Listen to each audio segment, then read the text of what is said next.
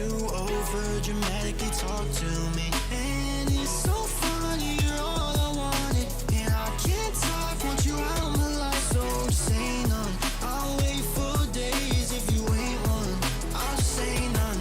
So stay with me, you know that I'll follow. I can't breathe, together we'll fall apart.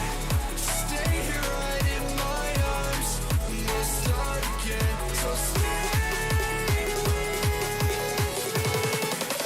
together we'll fall apart.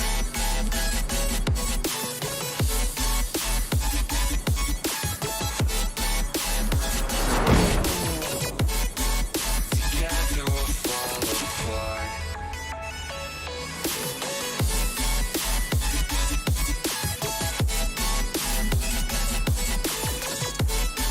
Together we'll fall apart.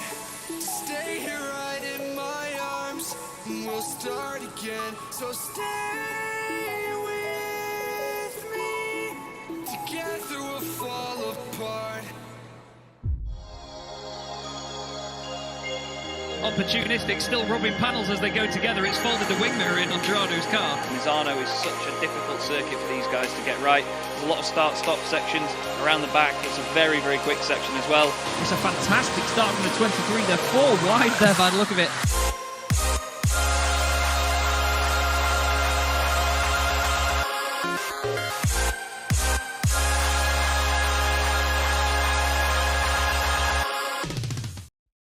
Racing isn't easy, but experiencing it is. iRacing puts you in the driver's seat with the industry's leading sim racing game. Drive on laser scan replicas of the greatest racing circuits from around the world. Go head to head against other drivers chosen by skill-based matchmaking to ensure competitive racing at every level. Compete across all your favorite series in officially licensed cars engineered to deliver the most accurate driving experience possible.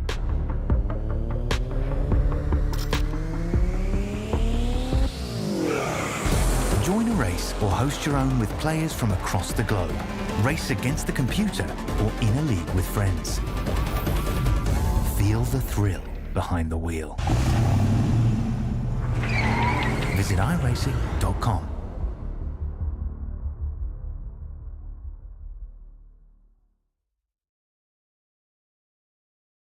Warning: the following video contains flashing imagery that may cause discomfort and/or seizures for those with photosensitive epilepsy. Viewer discretion is advised.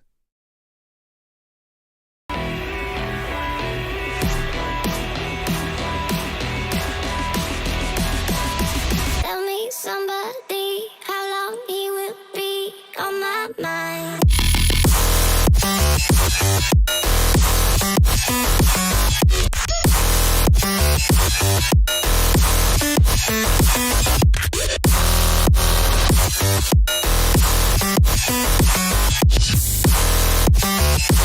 He will be on my mind.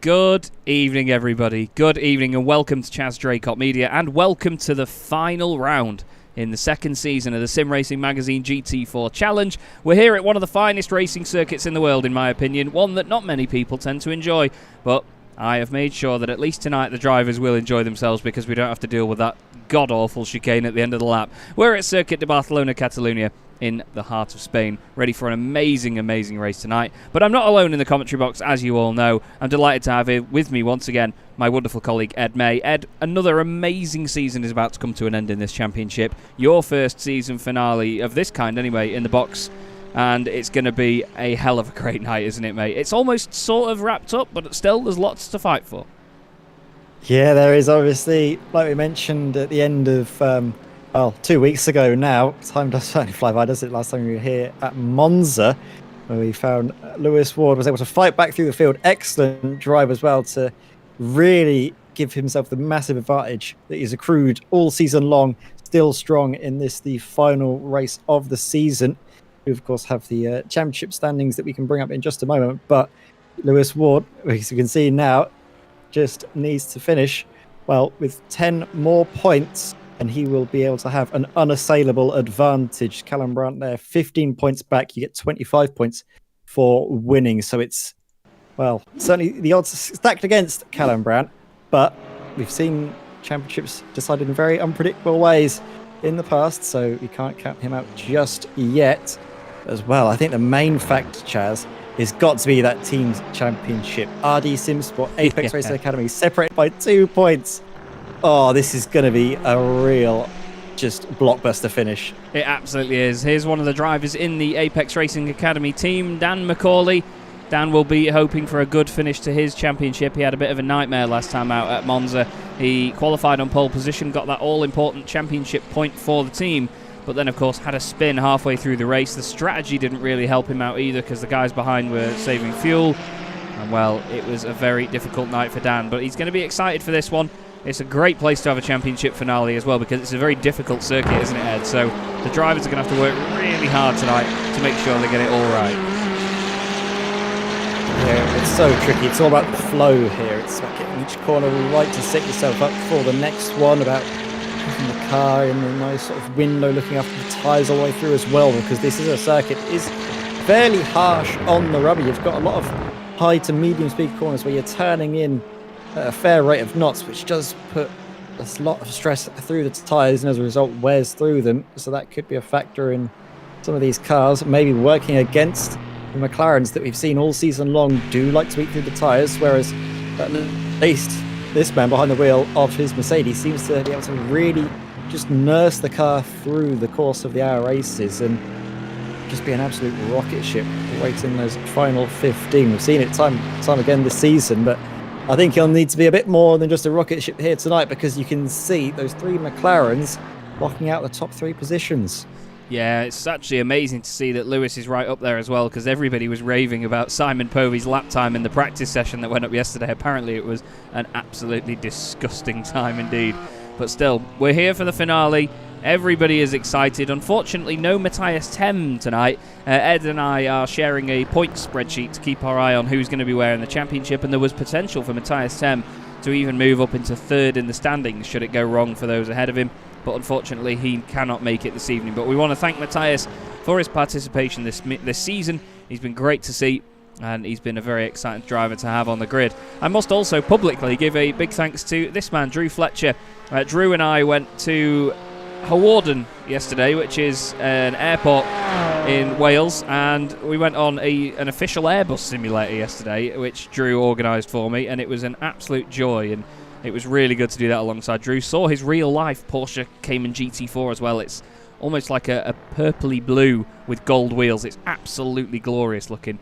And again, Drew, one of the absolute stars of the community that we've got here. But that's the thing, isn't it, Ed? And it's going to be the sort of theme, no matter how many seasons of this we do, really, is just how great it is to have all these wonderful people around us that all get on, all have a good laugh. It's just a very pleasant place to be. Yeah, it is. We've got so many just wonderful people as a part of this community, and I mean, it's great to have everybody here together. And as well, this season is coming to a close as we are into the final stages of practice. It isn't over yet for the SRM group, at least for this week, is it, Chaz? Because we are going to it's a week the today. SRM Daytona. Is it a week today, is it? That's what scares me. I feel like I'm not prepared. Oh. Yeah, so if you aren't aware, we are having a SRM Daytona Classic. We've been talking about it all season, and all of a sudden, this special event is well, just around the corner. A lot of the drivers out on the circuit here will be trading their GT4 machinery for either the old LMP2, the HPD, the GT1s, which could either be the wonderful Corvette or the Aston Martin GT1, or the GT3, which is using the legacy BMW Z4. So we might be seeing a few drivers trading the BMW GT4s for, well, a BMW Z4. Absolutely, yeah. Some fantastic cars will be on show there.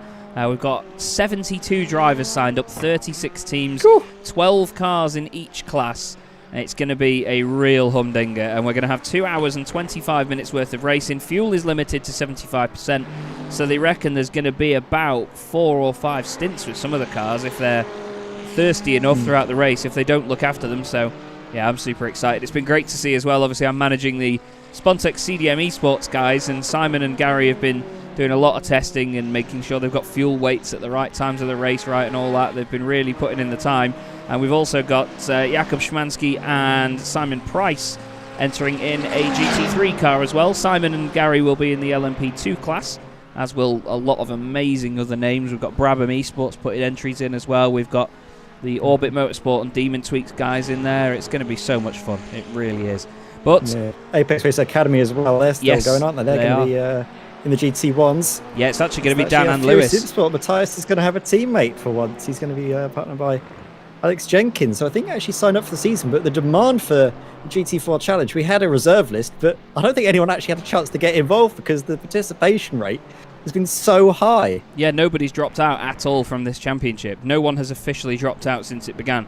I think there was actually, I do go back on that. There was one dropout after the halfway point of the season, but because basically we were already halfway through, there was a rule written that we don't take any new blood on up to that point. But practice is just about over now, Ed, and we're about to go into the final qualifying session of the season. And we've seen before now just how important these qualifying sessions are to set up who gets the fuel saved and who gets the strategy into these races. What do you think is going to happen here?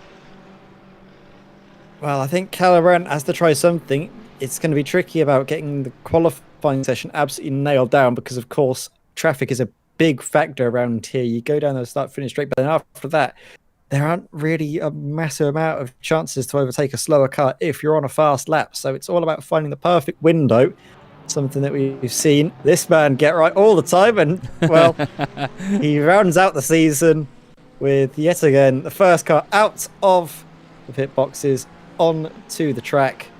He must have lightning quick reactions, Mike, just to do it every single time without fail. Well, to be fair, he is the first one to sign into the session, isn't he? And that's what gives him that slot on the pit lane. It's awesome to see. I just wanted to take a quick second as well to thank our sponsors for this championship. Of course, Sim Racing Magazine. Without Andy helping me sort of bring all this to people, it would not come together at all. We, of course, have Orris Digital and Crockery Direct, both companies of Heinz Meyer, the absolute legend that is. Crockery Direct as well, providing all of the drivers that win the sort of smaller awards and race winners and, safest driver of the race and all that. They get medals and certificates. The drivers in the top 3 at the end of the championship, I believe, get bottles of champagne as well. It's going to be an excellent prize for them, and, they'll all be so happy with it.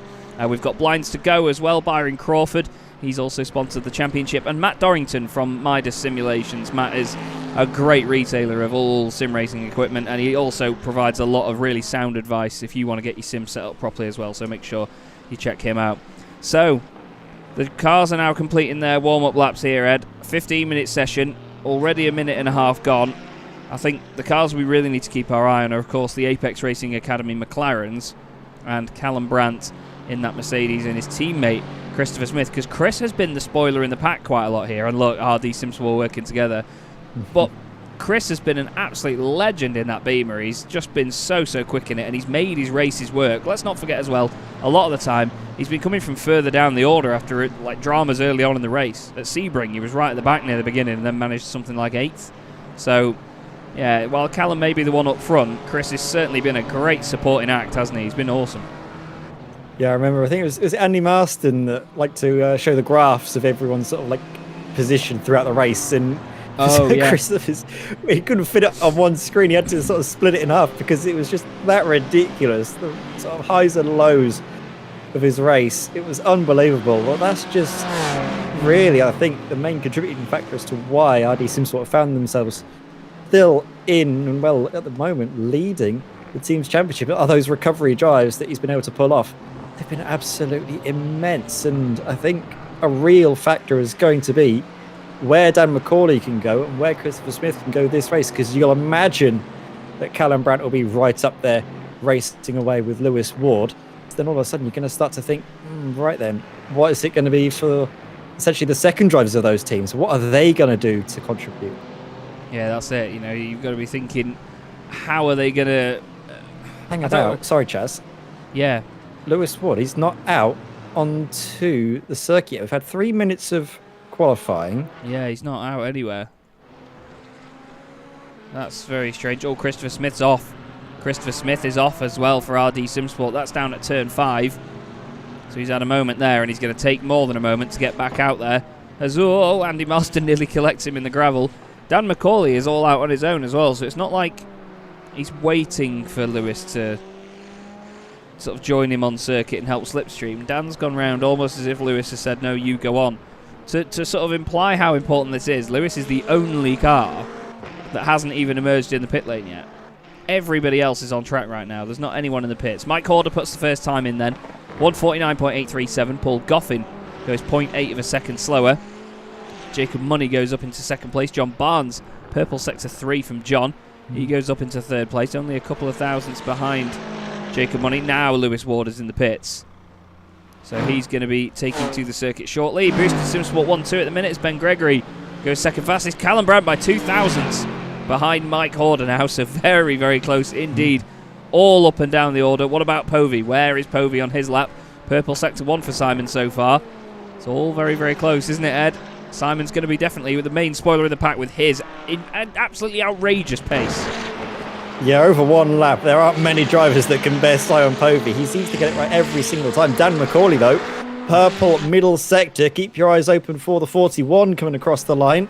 The Apex Racing Academy driver, can he put his car ahead of Callum Brandt and really get one step forwards for Apex Racing Academy? He does one better. He goes 2 positions ahead onto provisional pole position. That's a really solid lap time there by Dan McCauley. His teammate, importantly for the championship, Lewis Ward, is out on circuit just ahead of him. You can see him there, Simon Povey, rounding his way through the final corner to bring through what could be a pivotal lap as well for himself in this qualifying session. Best to get your laps in early rather than the last moment. You can see now coming across the line, breaks the timing beam. Is that enough for pole position? It could be close. Oh, never mind that.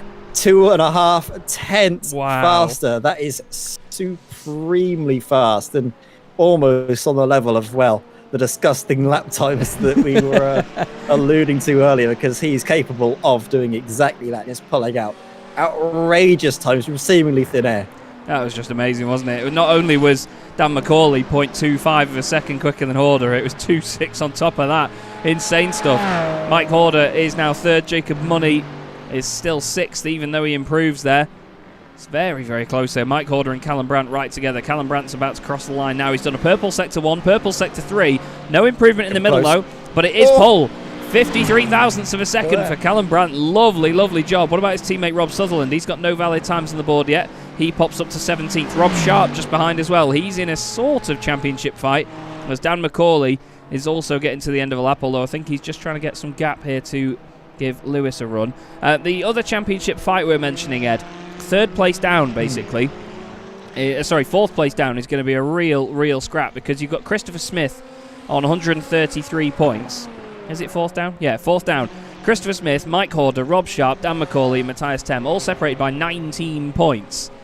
It is really close, and Christopher Smith is only 4 ahead of Mike Horder, so if he has a bad race tonight and Horder finishes ahead of him, Horder could easily get 4th in the championship. It may not be a sort of big accolade or a podium finish as such, but still, you'll be really happy with any sort of late position gains in a championship. Yeah, and I think there's another interesting about this. Again, not really for the sort of positions that we'd highlight and go, oh, that's really amazing. But we can see Simon Povey's just going to come across the line now. Oh my word, 1,000 shy of Callum Brandt. There's no way you can get any closer and not be on that front on the top spot there. That's so close. But again, these thin margins could decide the championship. That one extra point, that 1,000th, could be a deciding factor because he's going to get an extra point as things stand for Callum Brandt.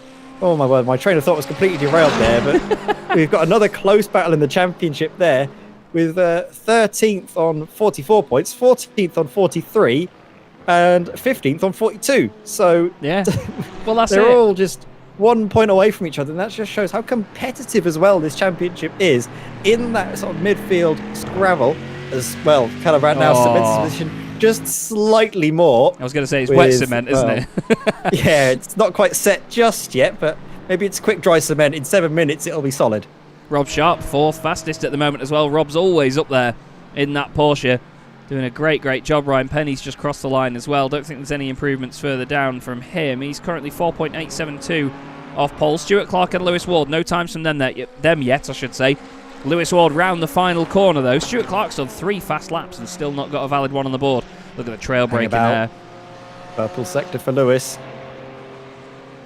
Is he going to take the position I away? think he might have just got it. Oh no. Not a valid time. No, he looked like he backed out a little bit more around the final corner, knowing he was going to get the slipstream off Dan. So, yeah. Basically, for Lewis to win the championship tonight, as it stands currently, he's got a 15-point advantage in the championship, which would mean he only has to finish in 11th position and score 10 points if Callum Brandt wins the race.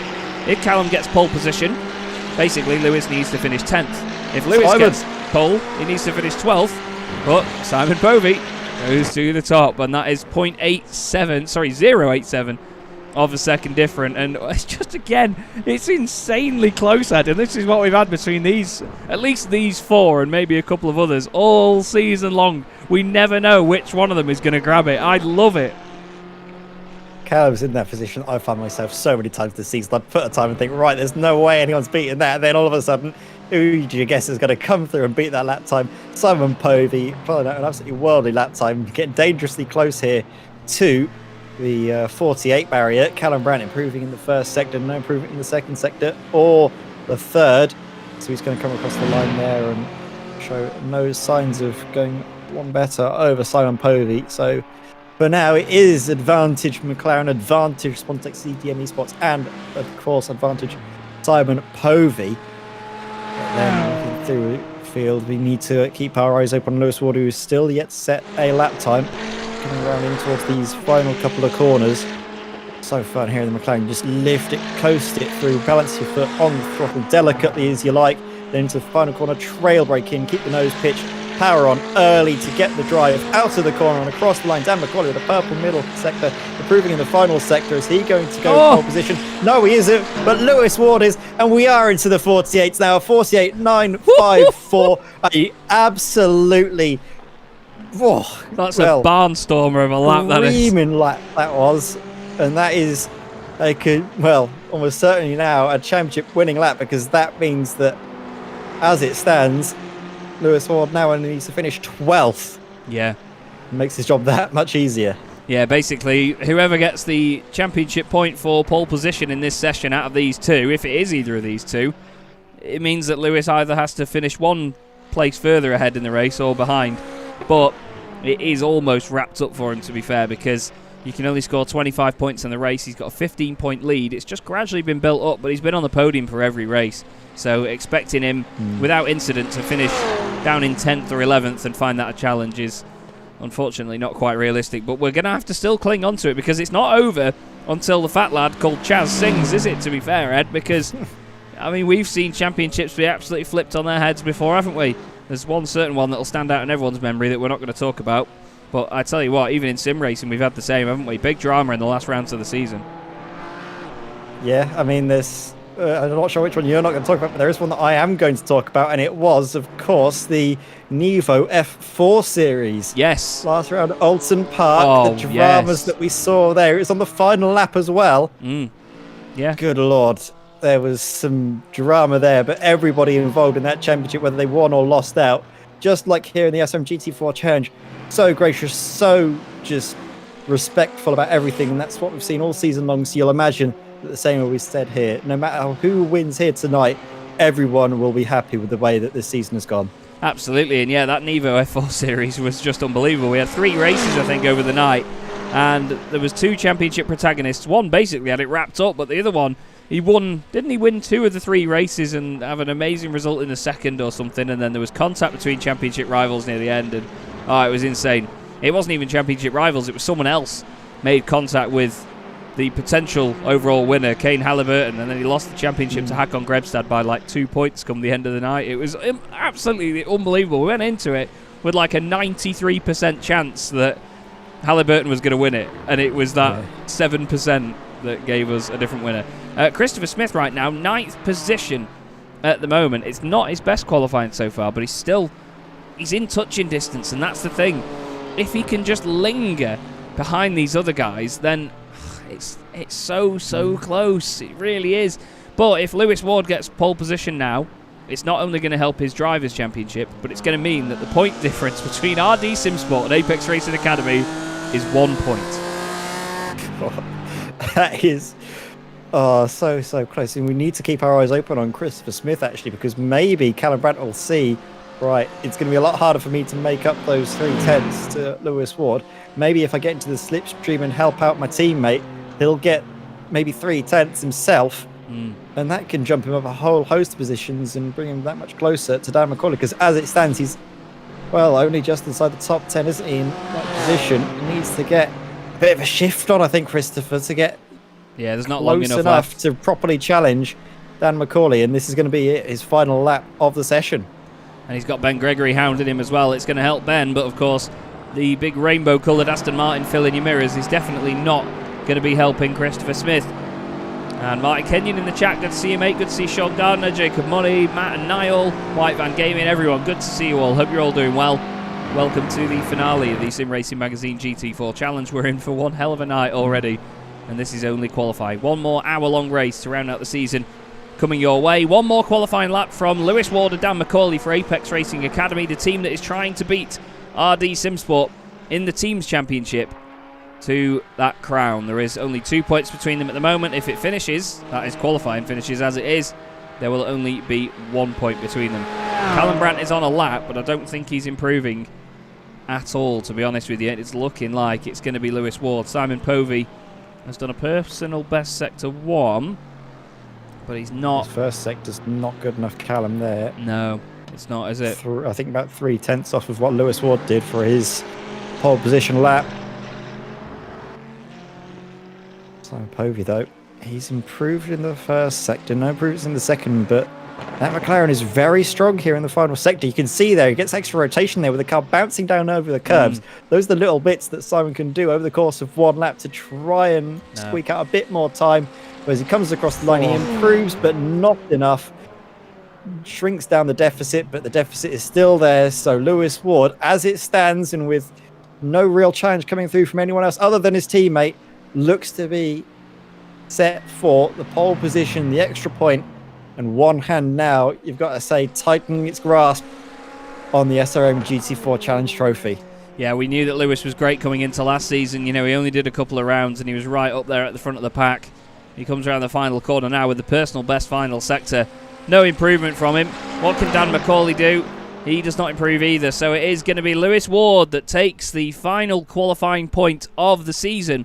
Moves himself onto 207 points. 16 clear of Callum Brandt. And it also means that Apex Racing Academy have scored a point as well. And that puts them only 1 behind RD Simsport now. Ed and I are going to continuously look at this spreadsheet. We'll try and update it as time goes on. But boy, oh boy, have we shaped ourselves up for an amazing finale right now. We've still actually got a couple of cars on track, but Jacob Money has decided to retire into the pits. Yeah, this has been a real humdinger of a qualifying session. I mean, I said it's getting dangerously close to the 48s, and then all of a sudden, one lap later, Lewis Ward comes through, gets himself beneath that threshold with his first flying, like his first attempt at pole position. He gets it with a little bit of help, of course, from his teammate Dan McCauley.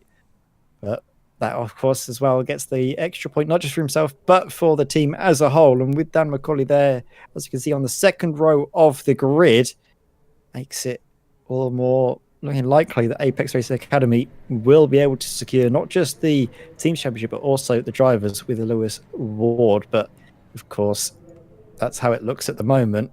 Probabilities and all sorts of prediction models, they can't predict what's about to happen next, and that is the final race of what's been an amazing season in the Iceroma GT4 Challenge. It has been absolutely remarkable, hasn't it? Excuse me, sorry. It has been a real belter of a season once again, Ed, and it's what we expected, really. And it's just lovely to see that the championship has met expectations. You know, everyone's enjoyed themselves. People have enjoyed watching it. And hopefully we're going to enjoy broadcasting the final race of the season. Lewis Ward will start on pole position for the final race of the championship, with Simon Povey alongside him. Callum Brandt and Dan McCauley make up row 2, with Rob Sharp and Mike Horder on row 3. John Barnes and Ben Gregory, 2 boosted cars, right together on row 4. Christopher Smith and Jacob Money will round out your top 10. Watch out for Christopher Smith from there, by the way. Paul Goffin and Mark Johnson make up row 6, ahead of Stuart Clark and Paul Gosling, with John Roberts and Rob Sutherland 15th and 16th. Kim Such is 17th, ahead of Fausto Pinto. And we have Tom Weston, who just improved at the end of the session there to go ahead of Philip Hopley. Ralph Mayer and Ryan Penny make up row 11. Drew Fletcher is 23rd. And at the back of the grid tonight, we have the boss man, Andy Marston, for Sim Racing Magazine Racing Team A. So, Ed, bit of quick maths here. If we had Lewis Ward and Dan McCauley finishing where they started, 1st and 4th, Callum Brandt and Christopher Smith finishing 3rd and 9th, basically Apex would win the Teams Championship by 10 points. Lewis Ward would be champion. It's going to change a lot over the course of this race, we know that. But I think Apex would be very happy if it all stayed how it was right now, wouldn't they?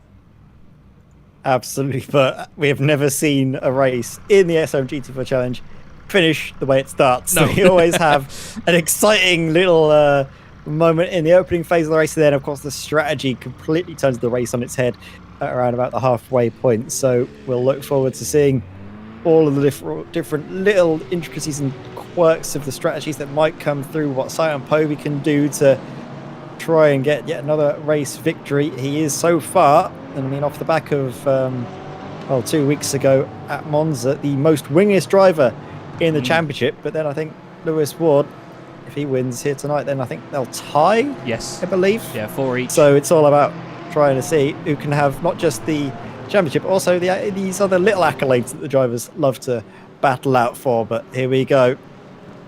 2 drivers, in fact 3, look to be getting ready to battle it out. Dan McCauley dropping back just a touch, giving a bit more breathing room for Lewis. Nice smart team play here, but now, Chaz, we're about to get the final race of the season underway.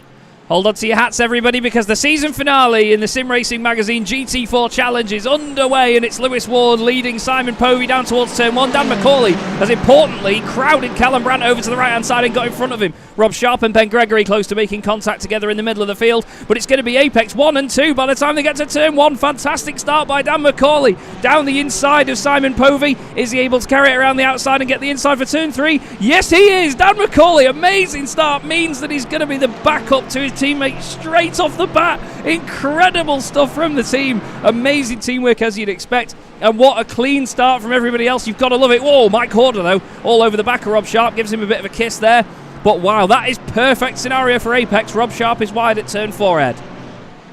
Yeah, Rob Sharp just having a bit of a moment there in through turn 4, but he's now going to have the inside in towards turn 5. And oh no, he has collection there at the back end of Ben Gregory, but somehow he manages to keep the car straight. We've seen so many times that car from a little touch of the back end completely spinning around, especially on cold tyres. Christopher Smith sees a gap up the inside, but that's quickly closed off there by the 1-1-3. Ben Gregory holding on to 8th place. 9th place for Christopher Smith, who actually dropped back a little bit earlier, and he's going to gain a position now because off the road, that's Mike Horder. And it's easily done. I think there might have been a bump on the anti-cuts just on the right-hand side of the circuit that just chucked him wide, and all of a sudden is now being shuffled back through the pack, dropping back 6 or 5 positions. Meanwhile, further in front, Lewis Ward, he's had the start to dream of. Not only has he got through turns 1 and 2 completely unscathed, but his teammate is right there behind him, backing him up as, oh my word, what is going on here? There's John Roberts facing the wrong way, getting collected, a huge dent on the front of his Aston Martin there. What on earth went there? I think I saw a BMW involved there. Oh, there was just a slight collision. Oh, too hot. Tap to the front, over rotating on the rear. Well, John's it's just got one of those things. He's got an injured his hand, car's actually. got- As John, sorry, he's he had a glass smash on him the other day, and it's gone right into his knuckle. So he's going to be having trouble driving tonight. He did say he was going to give it a go. I'm not sure if maybe if he was just trying to get it turned in there, he's just strained it or something. It looked really serious, to be fair to him. So hats off that he's at least out there racing. But at the end of lap 1, it's Lewis Ward, Dan McCauley, Simon Povey, Callum Brandt, Rob Sharp, Ben Gregory, Christopher Smith, Jacob Money, John Barnes, and Paul Goffin in 10th place. Biggest mover so far, Andy Marston, the boss man. He's gained 6 spots. He obviously benefited from that incident. Other than him, it's usually either Ryan Penny or Fausto Pinto, and right now it's Fausto Pinto. 3 places gained for Fausto. It's very close, though, between 2nd and 3rd, as you'd imagine.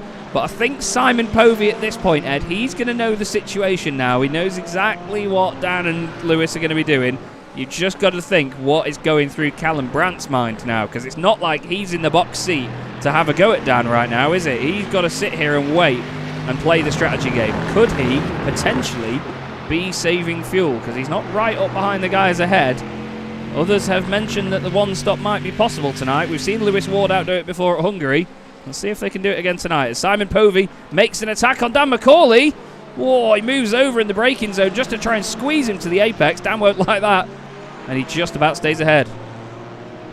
Yeah, you can see a little opening on the inside line, and he's going to be getting just about a McLaren's width. There was maybe, well, about 90% of a McLaren's width on the way into the corner. They still are going side by side. So he's keeping his nose just in line with the rear wheels as we have a car off the road there. That's Mike Johnson rejoining slightly scarily into the path of Ryan Penny, but they managed to get through without contact.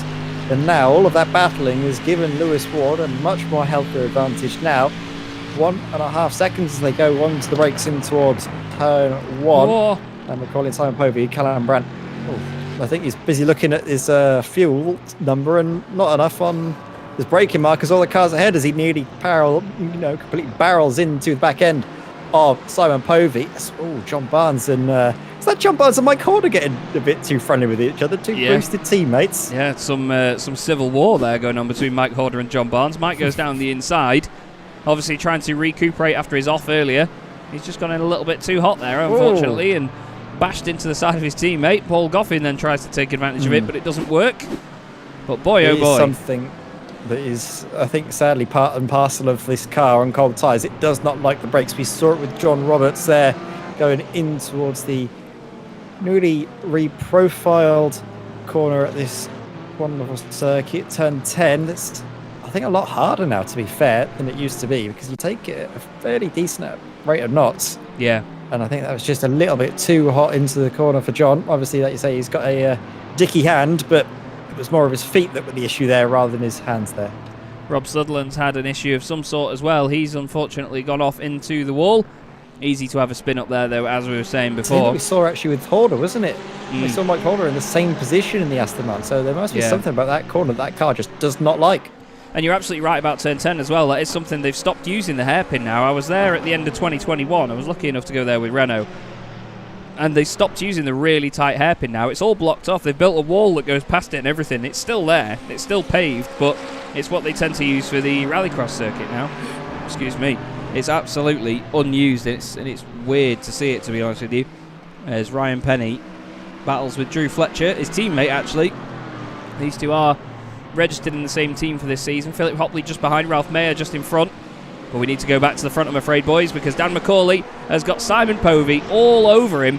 But I think Callum Brandt's saving fuel here, mate. There's no way that Callum is naturally 1.3 seconds off the pace of these guys in front. No, I don't think so. Of course, that last lap was going to be slightly skewing the average as well because of that mistake in towards turn 1 where he outbroke himself and dropped back massively. So maybe he's going to put a pause button on the fuel saving to get back into the slipstream to allow him to save more later down the line. Christopher Smith making up a few positions. Now sees himself in 7th place, but as it stands, it will remain the Apex Racing Academy's Teams Championship as well with the 1-2. And that'll be what a way to round out the championship, to win the Teams Championship with a 1-2 finish. Seen them do it once before, haven't we, Chaz? But maybe tonight they'll need to do just that to secure it and make absolutely certain, because you can never be too certain about what Christopher Smith is going to do with this fuel. Same with Callum Brandt. Maybe that's the way RD Simsport win the team's championship, is by going for the one stop. Well, that's it. I mean, Apex are the only team to have got maximum points out of a race meeting so far this season. And they did that back in round 7 of the championship. And they were first and second in the race, pole position as well. It was an absolute dream for them that night. It all worked out beautifully. Right now, though, Dan McCauley, well, I tell you what, he's doing his job. He's doing an amazing job. Yeah. He came into this tonight knowing that Lewis could be champion and he wants to think about the team's championship. He's doing everything he can to try and hold off Simon Povey, although Simon's around the outside into turn 1. There's a little bit of a wiggle from Dan through turn 2. Is Simon going to carry it around the outside for turn 3? He's giving him everything he's got, and Simon Povey demanding manoeuvre around the outside. He's fought as much as he can right now as Dan. He's done an insanely good job, but I think he thought, I don't want to be out of this race. I need to still think about the team's championship. And Povey does a great job, goes through. Dan McCauley runs a little bit deep into turn 4, trying to stay with him. And he was praising Simon's pace through the week. And now the tide has turned slightly, but it's still not that bad for Apex. At the end of the day, Lewis Ward is up in the lead. This would still give him the championship. He can drop another 10 places from here and still be champion, in fairness. So he could be relatively happy with what he's doing, to say the least. He just needs to keep his head in the game here, and so does Dan. Dan could sit there in third, and they would definitely be team's champions. They'd win it still now by 12 points over RD Simsport. So, yeah, definite advantage. We'll have a look at another battle for a little bit, because Jacob Money has always been exciting this season. He's got Mike Horder in front of him. These two have had a couple of battles at certain points, and they've always been good fun to watch, haven't they, Ed? They've been amazing, yeah, and I gotta say, this Porsche could be a bit of a spoiler and pack in terms of its performance here tonight. It's a circuit, one of the few that seems to really suit it. Quick direction change that you can see on full display through turns 11 and 12. So just shift from the left to the right works brilliantly. If we had the chicane, it'd be blisteringly quick, just because at the slower end of the speed, it can just rotate on an almost a 5 pence pace. It's that nimble. And then you come, of course, to the areas where it has to accelerate. It's so good. As soon as you get to the higher end, though, with the gear ratios, it does start to struggle just that little bit. So we'll see it in effect here tonight, coming down in towards turn 1, as that when you get, obviously, you can see there, dropping back just a touch as they come into the braking zone. It just doesn't have the legs in the top speed area, but everywhere else it is really nice. You can see there again, just nicely, smoothly rotating the weight transfer of that car. Porsche have absolutely dialed it in, as you'd expect them to do. It looks very nice indeed around here. Interesting enough, though, Chaz, I mean, it's a circuit that not many people think of as one that's all about the elevation, but I found out the other day that from the highest point up at, I think it's turn 12 or 13, down to the lowest point in towards turn 1 is the same elevation difference between the highest and lowest points at Austin at the Circuit of the Americas. Wow, I wouldn't have thought it'd be that high. I mean, I've been, and I know it's really steep, but wow. I can tell you one of the least entertaining walks I've ever had around a racing circuit was down to turn 1 and back at Catalunya, because I had a media pass, so I could stand not in front of the barriers, but you can see these concrete barriers all around the circuit, and then the fences behind that. It's effectively where the marshals would be. And I was able to stand on the inside for turn 1 at a point where there was no barrier in front of me. It was one of the access points to hide cars behind the barrier. And I was able to stand there with no barriers in front of me, which was an odd experience when you got 45 Renault Clios piling into the corner. But the walk back up, it felt like I was walking up a cliff. It was so steep. But again, it's something the sim doesn't tell you. Andy's going to be hoping the sim tells him everything right now, as Ryan Penny looks right behind him down the inside and everything, as Ralph Mayer tries to go around the outside of the Mercedes. Two big beefy Mercedes with their low rumbly V8s chase down the turbocharged McLaren high revving V8 of Andy Marston. Andy holds them off for now. He says, I am the boss. You boys will wait there. You know what? The more I see this car, the more I'm proud of that livery. It's a very simple design, but it really does suit the car. It suits the shape of the machine. And Andy and Paul have done a good job of doing it justice this season, I'd say. Jerry, I've had some really lovely liveries. We're going to have some absolutely amazing ones as well in a week's time. We've been seeing some previews coming through.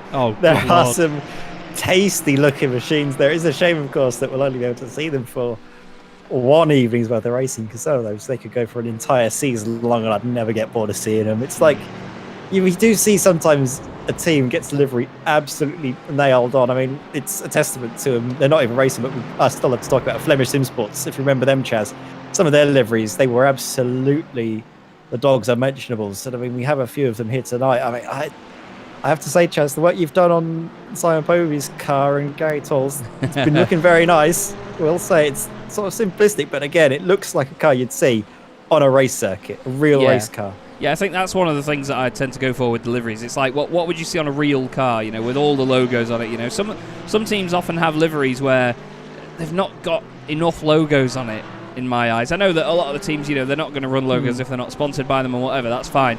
But like this livery as well, the Four Horsemen livery that Mark Johnson runs, it's gorgeous. It's got a lot of logos on it, and it looks fantastic for it. You know, it doesn't look. I mean, I like a plain livery at the same time because it's almost like a privateer entry without sponsorship, and I like that because you do get them in motorsport. You get these plain cars with no stickers all over them. As Ryan Penny and Ralph Mayer get very friendly on the way into turn 10, taking my train of thought and seemingly ability to speak completely away. But great racing up and down the field, once again highlighted.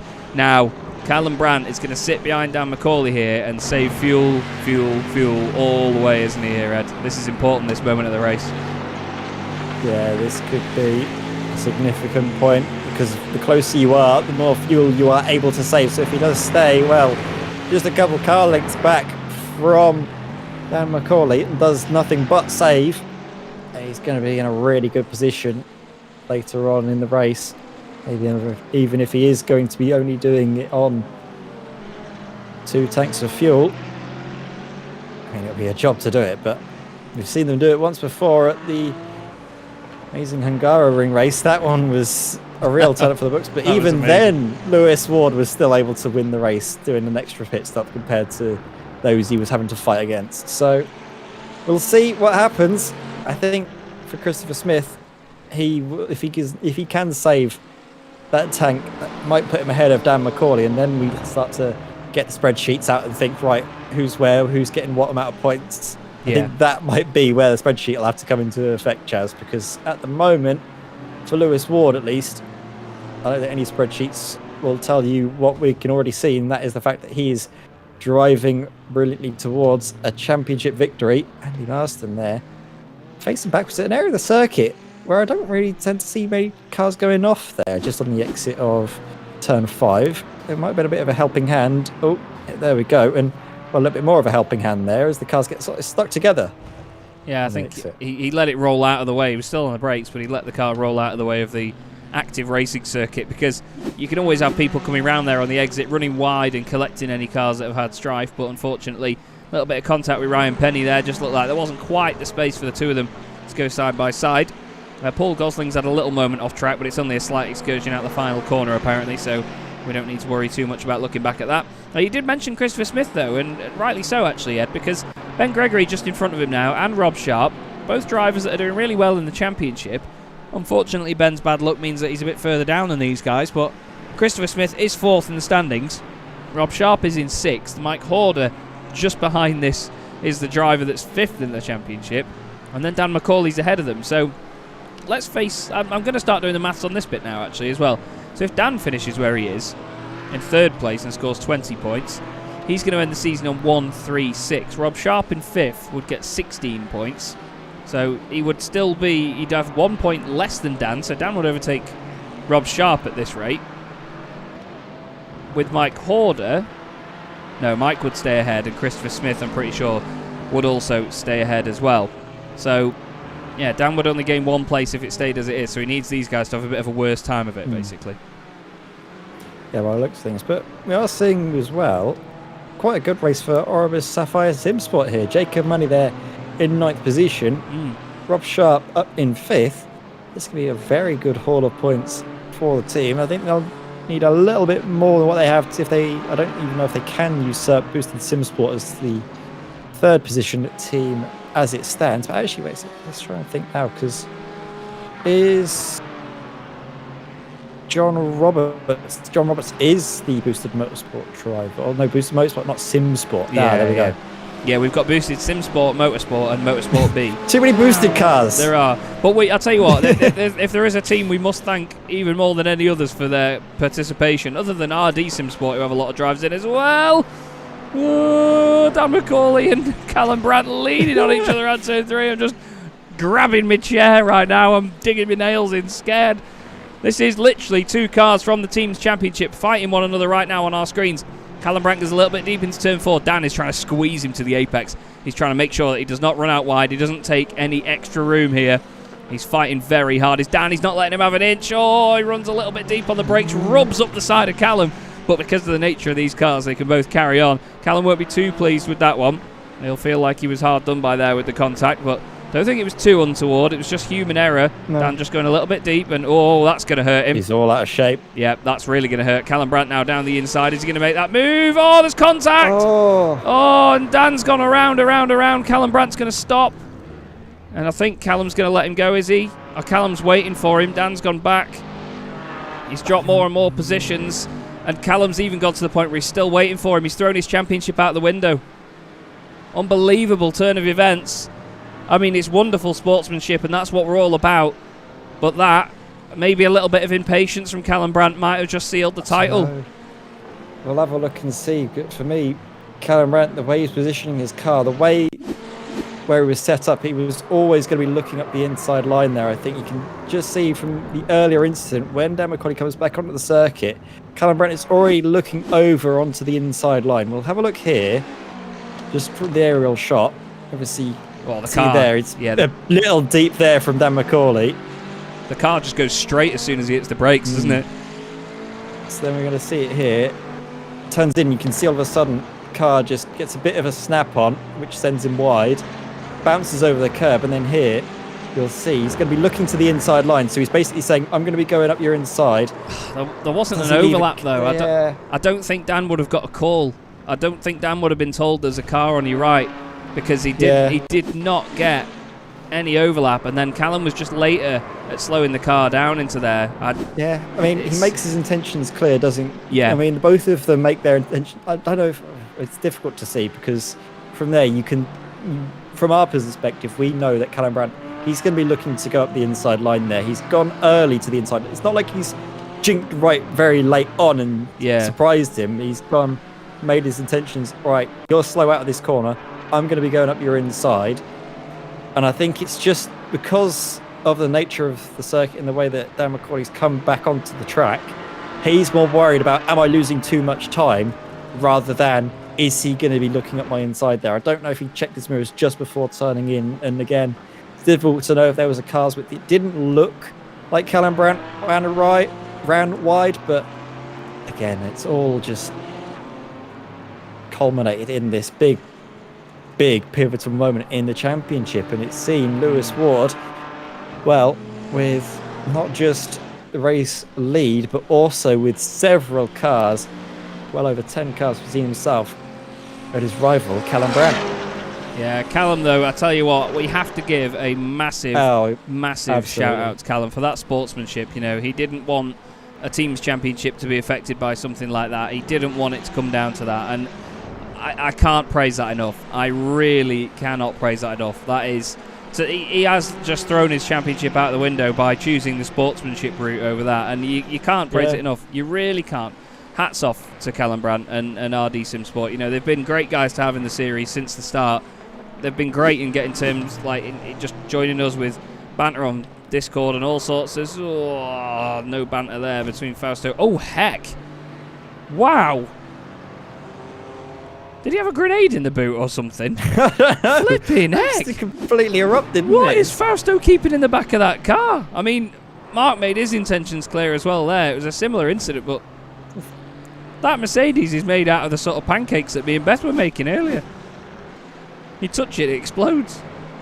Oh, it's just ridiculous there. It is this iRacing's damage model in full effect. We wouldn't have had that before. It would have just sort of crumpled and looked a bit sad. But from there, you get a good visual representation of the force into the impact, because there isn't a lot of runoff area there. It's all of a sudden off wall, and because of the amount of speed he was taking, slightly bumped as well up in the air. has allowed the car to, well, like you say, just completely explode at the rear end from contact with the wall there. And now Callum thinks about going through wide and then goes, you know what, I've already hit him once today. I don't think he wants it a second time. Stays behind Dan McCauley. Paul Goffin runs well out of the way. He says, I don't want any part of this. You two are off you sod. Well, racing for too hard for my liking. I'm just happy being here in 12th position, getting some good points. You two can run off and crash again for all I care, and I'll just pick you up again, pick up the pieces afterwards. As in the pit's first stops of the race, Christopher Smith, importantly, not going for the single stops. That tells us that it's likely the same for his teammate Callum Brandt.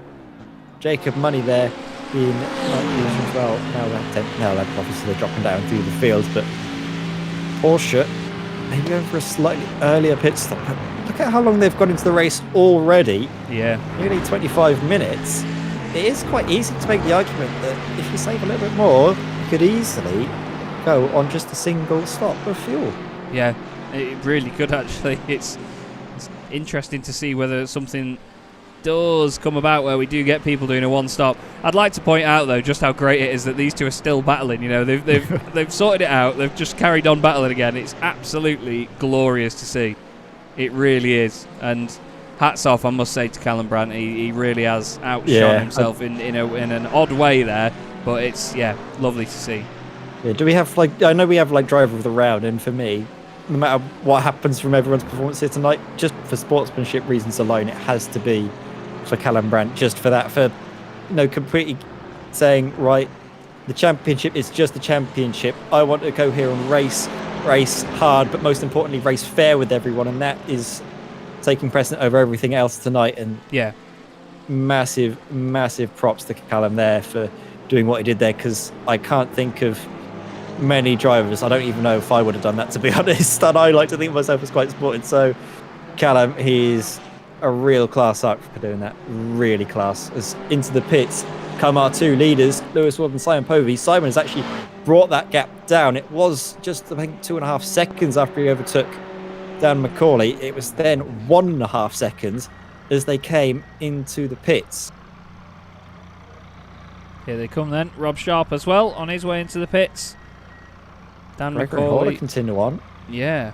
Brandt has also gone through. Stuart Clark, Paul Goffin. A couple of them all carrying on. Let's see who gets moving first here, because I think Simon may save a little bit of fuel. No, he's actually about the same sort of gap. But Ben Gregory temporarily leads this race, and Ben is out here as well. Ben Gregory and Mike Corder were, I think, the two Astons that were able to make that race at Hungaroring on the one tank of fuel. I think a few cars managed it, and I think, if memory serves right, it was Mike Horder that was able to do it. John Roberts. Was. John Roberts was. John Roberts the one, was. I'm pretty sure. It was John. So you've seen it before, and the Aston is fairly economical when it comes to fuel usage. Hold on. What? Christopher Smith was in the pits for 10 seconds, whereas Simon and Lewis were in for 23. Were they trying to get... Well, I mean, it wouldn't matter if Chris was in front of Simon, because that's not for any sort of track position. But Christopher Smith is 0.6 of a second behind Simon because of that. 13 seconds less in the pits, though. Did they have, 4 people holding, gas cans, just pouring it in all at once? What was going on there? I don't know if that's a mistake or not, you know. I'm not I think quite... he's gone... I think what he may have done is, obviously, you've got 2 different pit stops that you make here in these races over 1 hour. You have your short stop, which most drivers do at the end of the race, and your full stop, which is what you do usually at your first stop. Yeah. So maybe what we've seen Paul Gosling do is flip it on its head, do his short stop at the start to get us in track position, get clear air, because he wasn't able to really find the ways to get ahead of Ben Gregory and Mike Horder earlier on. So this could be a way to get the track position, to stick behind some fast drivers in Simon Povey and Lewis Ward, save a bit of fuel while doing so, and maybe find himself, after the end of this stint and towards the end of the race, ahead of those cars that he was struggling to get past earlier on. Yeah, it's interesting, isn't it?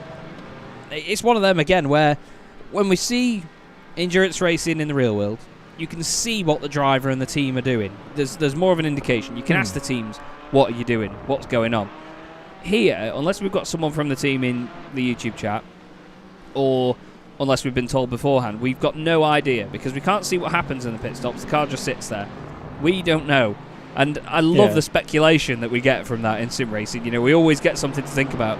Callum Brandt's got something to think about right now, and that is John Barnes. Dan McCauley is in the pits for the second time in as many laps, I'm afraid. There's Connery Maddock announcing something over the tannoy. Now, this could actually change the team's championship a lot. Because, let's not forget, it's not only Callum Brandt that dropped down before. Oh, I know, he has a stop and go penalty. Stop and go, isn't it? It's been in there. He's going to be on 45 seconds, I imagine. Pit time. Going to be 40 seconds. There we go. He's up and running now. So, oh man, can you imagine if that separates the team championship? He must have come into the pits too hard on the limiter, just trying to take too much speed in. And I mean, I'm looking for when you look at the pit entry in the line, we're going to have to see, but it is easily done. Sorry. This was him coming in for a second attempt. So this was it first time around.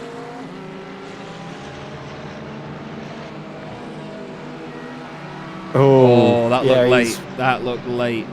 You can see he was still on the brakes a good sort of 5-10 meters after the cones. Like, that doesn't look too bad. They've probably checked that they can do that, but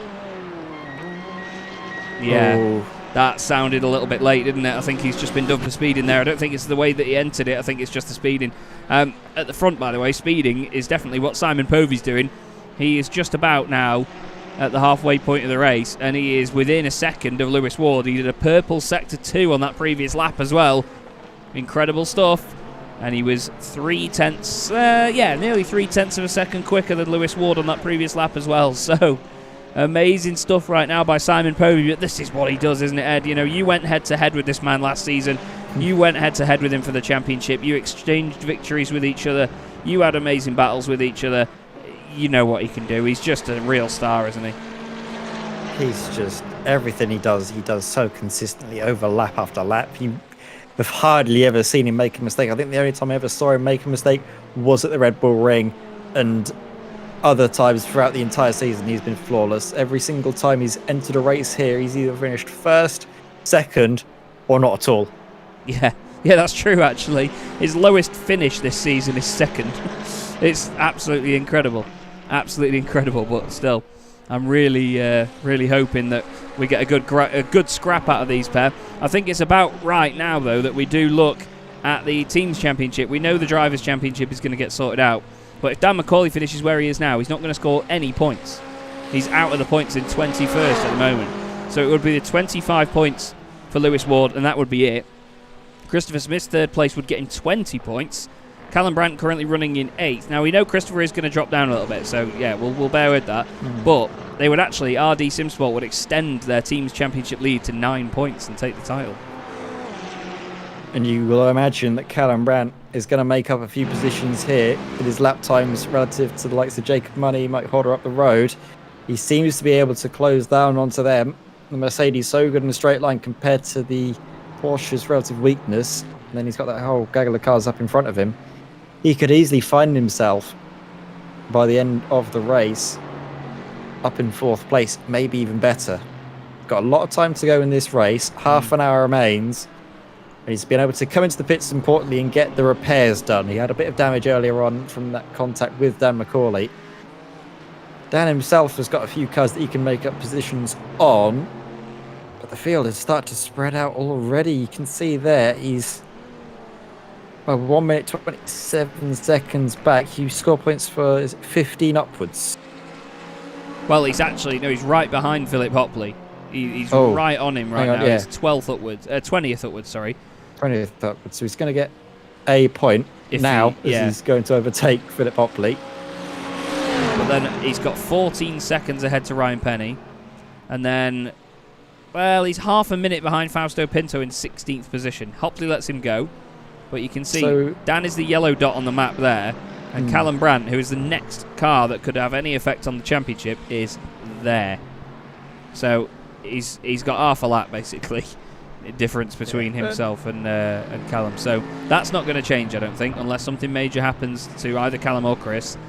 But still, you never know, do you, Ed? That's the thing. Yeah. We've got to cling to that, mate. We do not know.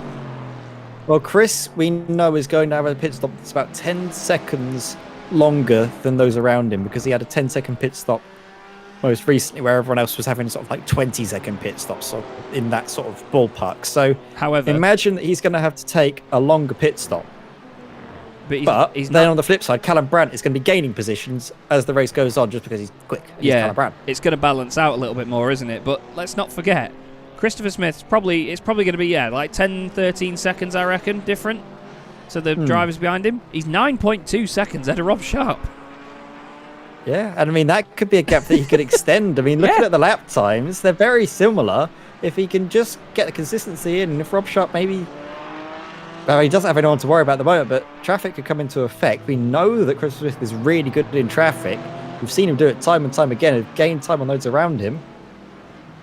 He might be in a bit of a scrap with Ben Gregory here, but I think Christopher Smith, he could find himself at best third and at worst fifth. Yeah, it's if it works for Christopher Smith, then I'll tell you what, it's going to be hard to decide driver of the day. When he came into the pits, he was in sportsmanship. like 8th or 9th, wasn't he? So he's going to be gaining loads of positions on strategy alone. It's excellent driving once again, and they've made it work. And they said as well, didn't they, a few race meetings ago, that it was Chris that came up with the idea of doing the one stop at the Hungaro ring. Seems to be the strategy mastermind at RD SimSport. I know Rob will be very, very pleased. Maybe not pleased with his own race, though. He's down in 22nd place at the minute, unfortunately for Rob. He's not quite having the best night of it. But 26 minutes left to go here in the Sim Racing Magazine GT4 Challenge. Lewis Ward leads the way, and he's on his way towards the championship title. However, after an incident before with RD SimSports, Callum Brandt and his teammate, Lewis's teammate Dan McCauley, the two of them dropped down, and then as they came into the pits, Dan has been done for speeding, so he's had a big penalty and he's dropped down by almost half a lap, which has put the championship back into the hands of RD SimSports, Christopher Smith and Callum Brandt in the team's championship. They had 2 points coming into this race meeting.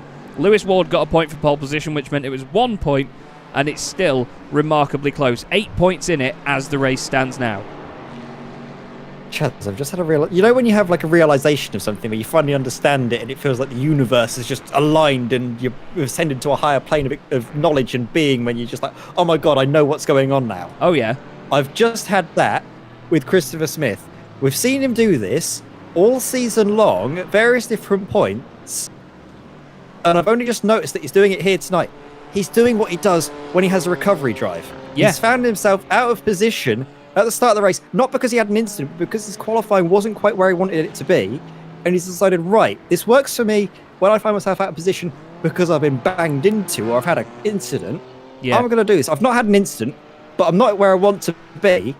I'm going to do my recovery drives from this position. Yeah. Not from being down in 20th place, from 15th or whatever. No, from 8th place. And this could be a huge turnaround. So it's worked for him so many times. And he's deciding, right, track position is so important. He's coming in early now. This will be his basically final stop of the race. He's going to be down the order, but everyone else around him will be pitting. Yeah. And this might be a significant moment, not just for Christopher Smith, but also RD SimSport. You know, Chaz, what I mean? Whenever you have that realization, you're just like, oh my god, I see what he's doing. Yeah. This is what he's doing. Oh no! He's missed his box, though. He's lost a couple of vital seconds doing that. We've seen Ben Gregory lose loads of time doing that at Monza. He only overshot by a tiny bit, and Ben lost like 4 or 5 seconds, I think, outright. So hopefully it's not cost Chris too much, but still, it really is a masterstroke. And you're absolutely right, Ed. All he's doing is getting himself in clear air. That's what I was trying to signify with the map there, is just to show you he's got nobody around him. No one around him at all. So he could just put in his fast laps. He's not got to worry about drivers trying to overtake him or trying to worry from like defending from people. He just has to get on with his race. Not got to worry about this. Yeah, exactly. Jacob Money hounding you. He's got Mike Horder in front of him. Again, these two go to war. Andy Hopley, by the way, in the YouTube chat, saying this season's flown by. Very entertaining, chappos. Looking forward to beating the queue for Season 3. Well, I hope so, Andy. It would be Oh, great come on, to have you back Andy. on the grid. It would be absolutely awesome to have you back on the grid, Andy. And I really hope you're doing well, mate. And I'm sure I'll see you on my screen again very, very soon. But we have...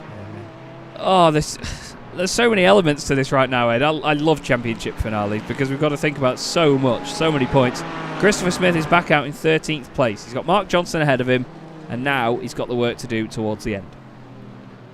Yeah, good to see Andy, like you mentioned in the chat, keeping tabs on all the action. Good to see that he's still as hungry as ever to get involved in the next series of the SRM GT4 challenge. I've missed seeing him out on track, and he was a great teammate of mine. Had some great races together, and obviously got the first ever SRM GT4 challenge 1-2 Yes, on you the did. wraps at Zandvoort. We were great little partners in crime there. Sadly, I don't think I'll be able to partner him out on track because, again, we've had the sort of like a mini season roundup, but again, we've had the boss man extend his wishes for me to be in the comms box for what will be the third season of the SMGT4 challenge. And Indeed. to be fair, I've absolutely enjoyed my time thoroughly, immensely of this season. It's a different perspective you get being a racing driver in a series to then going into commentating on it. Yeah, I was going to say, It's you really, you thought it was good in the car. yeah, it's really just open my eyes up to just what goes on in the racing. Because I mean, you've been telling me that this is what it's been like all the bleeding time in these It things. is. But It's mad. for me, seeing all of this, you just realise that even you by yourself, you don't see all of this. Yeah. You never get to notice all of the different things that have been going on in the race, all the different storylines, all different things of your own race that you didn't even see until you watch it back on a replay or you watch someone else talking over it. Chaz has a mini heart attack or a mini something else as he sees Simon Povey looking up the inside of Lewis Ward. The hedgehog nearly gets a bastion nose for its troubles, just looking for any sort of opening in towards turn 10, but there wasn't any chance for Simon Povey to get alongside to make those moves. But he's making his intentions very clear to Lewis Ward, and even if Lewis does decide to acquiesce first position, he'll still win the championship.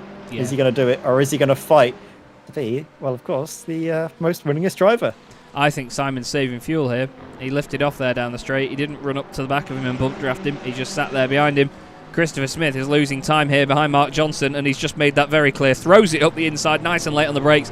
Mark doesn't fight it too hard. He doesn't make life too difficult for him, and that's good on Mark, to be fair. Christopher goes in front, but over the last couple of laps he has been losing time, so he now needs to crack on. He's got that clear air in front of him. He's got 2 and a bit seconds to Paul Gosling, but Paul may be into the pits in the next couple of laps, so we'll have to wait and see how this affects Chris. The lead battle, though, is definitely the one to look at because Lewis Ward is on his way to a championship title. What is he going to do here? Like Ed said, is he going to just fight it? Is he going to stay in front of Simon as hard as he can? It's interesting to see. The difference in points between first and second, Martin, is 3. You get 25 points for winning the race, 22 for second, 20 for third. And to be fair, Lewis would need to finish in 11th position, anywhere above 11th basically, to win this championship now. And to be honest, and that's with Callum Brandt winning, actually. Yeah. I'm looking at this as well, with Callum Brandt being where he is at the moment, where all the drivers are. I think, I'm trying to do maths, but they might be even on points. Just because obviously we've seen Christopher Smith, he's dropped back. Callum Brandt's gained a couple of places. They might be, well, if they're not even, I think they're a lot closer on points now, Apex Racing Academy, because Dan McCauley's now up into 19th position, so that's 2 extra points for Apex Racing Academy. So they're going to be getting, what, 20... Yeah, Apex are 1 point ahead.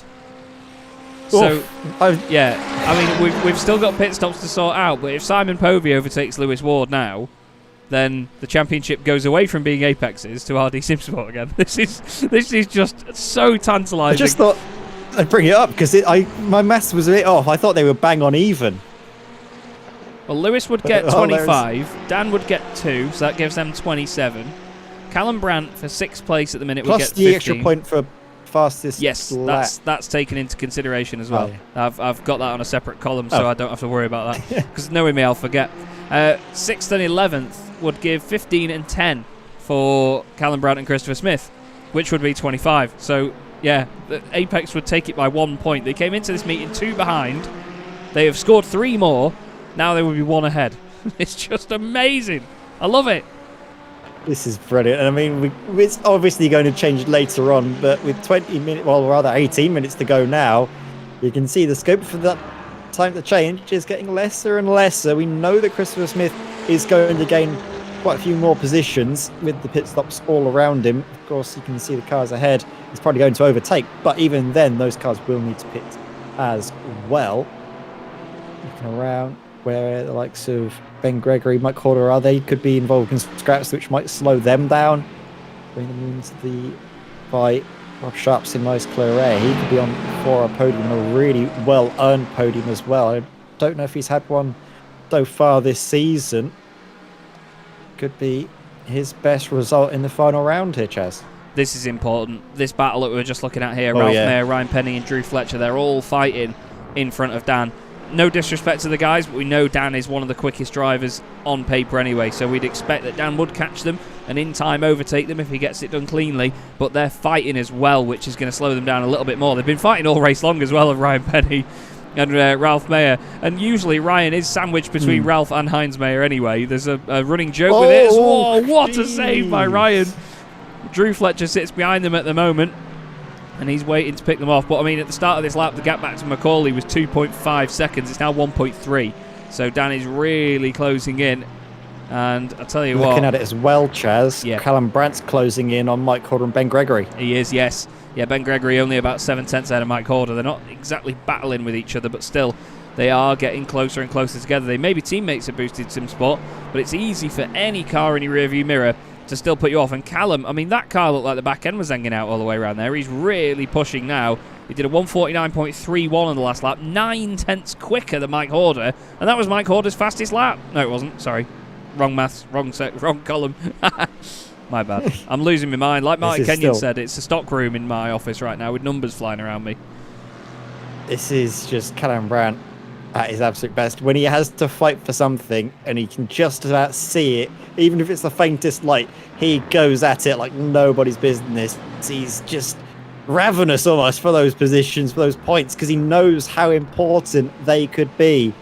And not just himself, but for his team as well. That's what he's having to fight for now. He's already given the championship outright as a driver a complete miss, but he now knows, right, it's all about the teams. And what can he do to get those all-important extra points? What can Dan McCauley do to give Apex Racing Academy something more to work with here?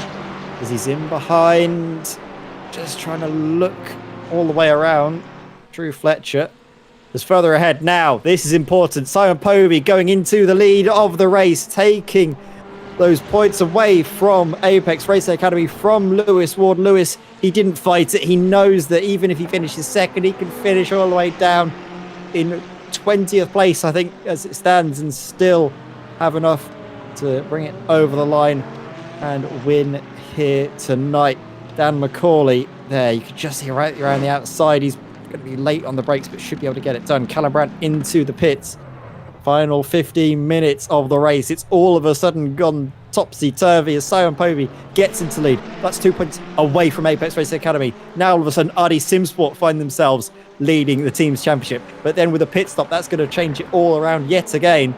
So who knows what could happen? It might be a tie at the end of tonight, and then we'll just have to say, I don't know, either they both take it or we'll say, no, none of you can have it. Think about what you've done. Well, to be fair, Dan McCauley... Share. Oh, absolutely. We'll cut everything in half. They'll get half a certificate, half a medal. Heinz will be absolutely tearing his hair out. Yeah. But we've got the budget for 2. You'll have none. But Dan McCauley now, every position he gains is another point back to the team. So he's going to be making up slightly for the points that Lewis Ward has just lost, because he's lost 3, let's not forget. So if Dan passes these 3 cars, that then negates that and puts the championship back in their favour again. He's down the inside of Ryan Penny, just squeezing him slightly to the outside on the brakes. Nice stuff. Really nice stuff by Dan. Goes through up into 17th position. That's now 4 championship points for him. 22 the way of Lewis Ward. So now, as of right now, before Brandt came in, it would have been a tie anyway. Callum Brandt is now 12th. Christopher Smith is 9th. That is 12 and 9, funnily enough, in terms of the points. So that's 21. So Apex have it by 4 at this moment in time. Good God. Oh my word, this is all just kicking off all of a sudden. But Callum Brandt's got a huge amount of cars in front of him. And that traffic could be pivotal because Mike Horner and Ben Gregory, they've got clear air. They can focus on just getting their lap times done. Although, and not worry about Callum Brandt. Sorry, Ed, but Ben Gregory has had a slight palaver here. And he's lost a bucket load of time. He lost about 5 or 6 seconds doing this in total.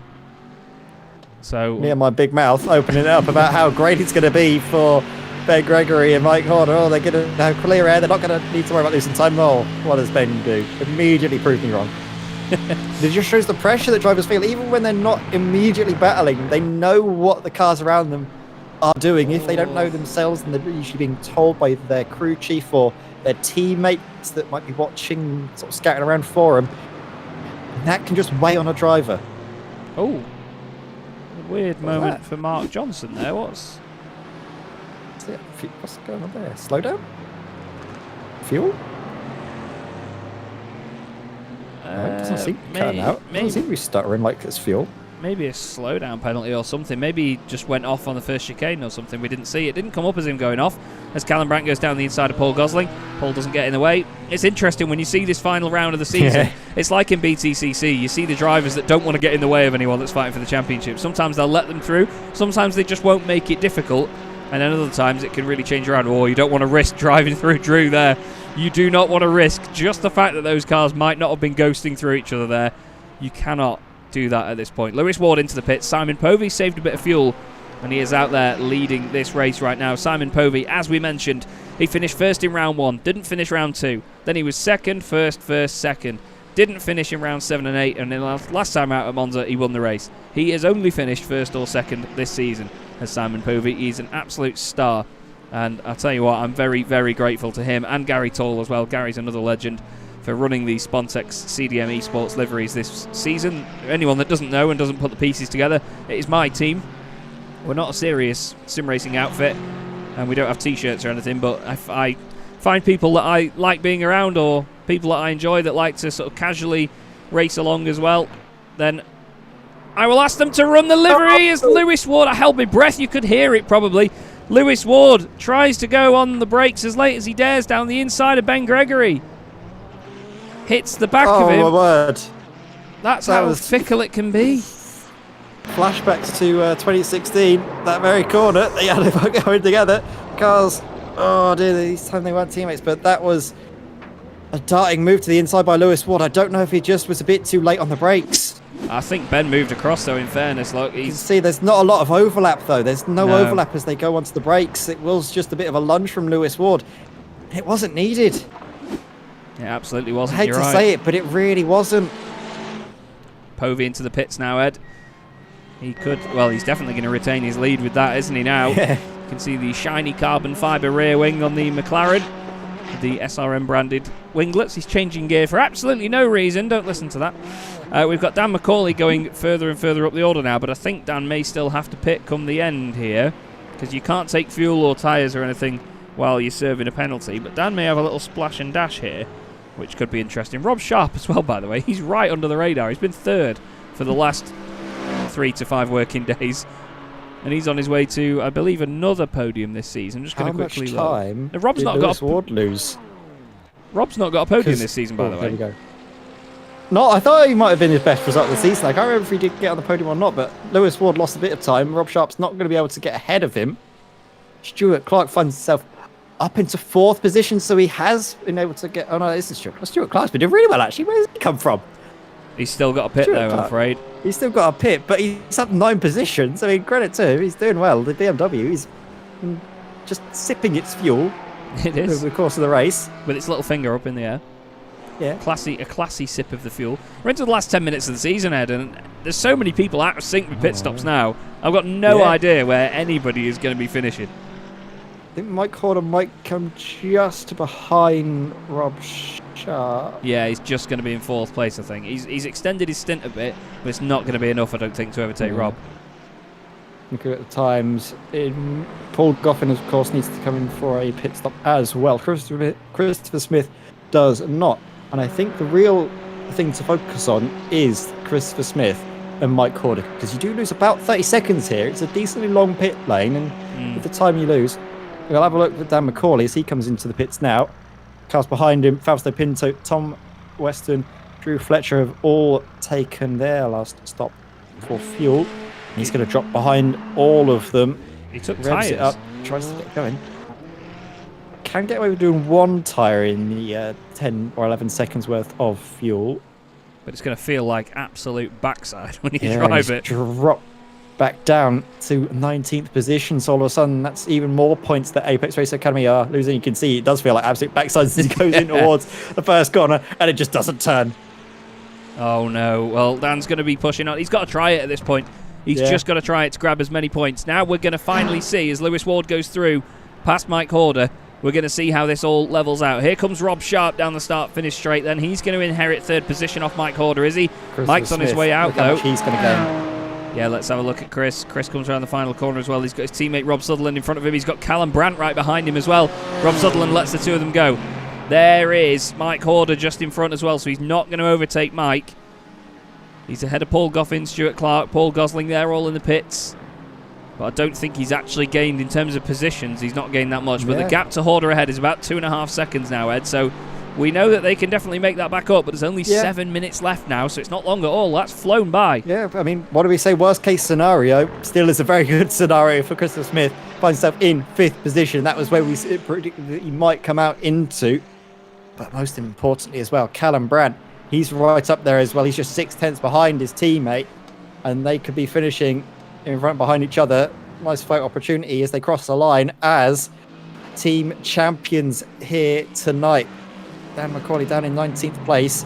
He will not be getting enough to help out. Lewis Ward is not getting enough as well. With that moment, he can kiss the race victory goodbye. He's nearly 9 seconds back from Simon Popius. Look at this great little scrap. Fausto Pinto and Tom Weston as close as you like. They've got all this straight to work with, and they decided to go as close as possible. Now into the braking zone, all the way around the outside. Can Fausto Pinto manage it? He's just got a little bit too deep onto the brakes and concedes the position there. Well, that was some great racing. Dan's actually got back past Ryan Penny and Ralph Mayer, though, after their pit stops have finished, and he can go chasing Fausto Pinto and Tom Weston. I was about to say, it might sound crazy, but if these two had an incident there, it could decide the team's championship. And that's just how fickle motorsport can be. Right now, Lewis Ward is on for 22 points in second place. Dan, in 17th, is on for 4. That would be 26 for Apex, 31 for RD, which would mean RD win the championship by 6 points. Let's see what these last 5 minutes hold, Ed. Right. I'm going to keep my eye on the spreadsheet a lot more now, because this is the real pivotal moment where any position changes.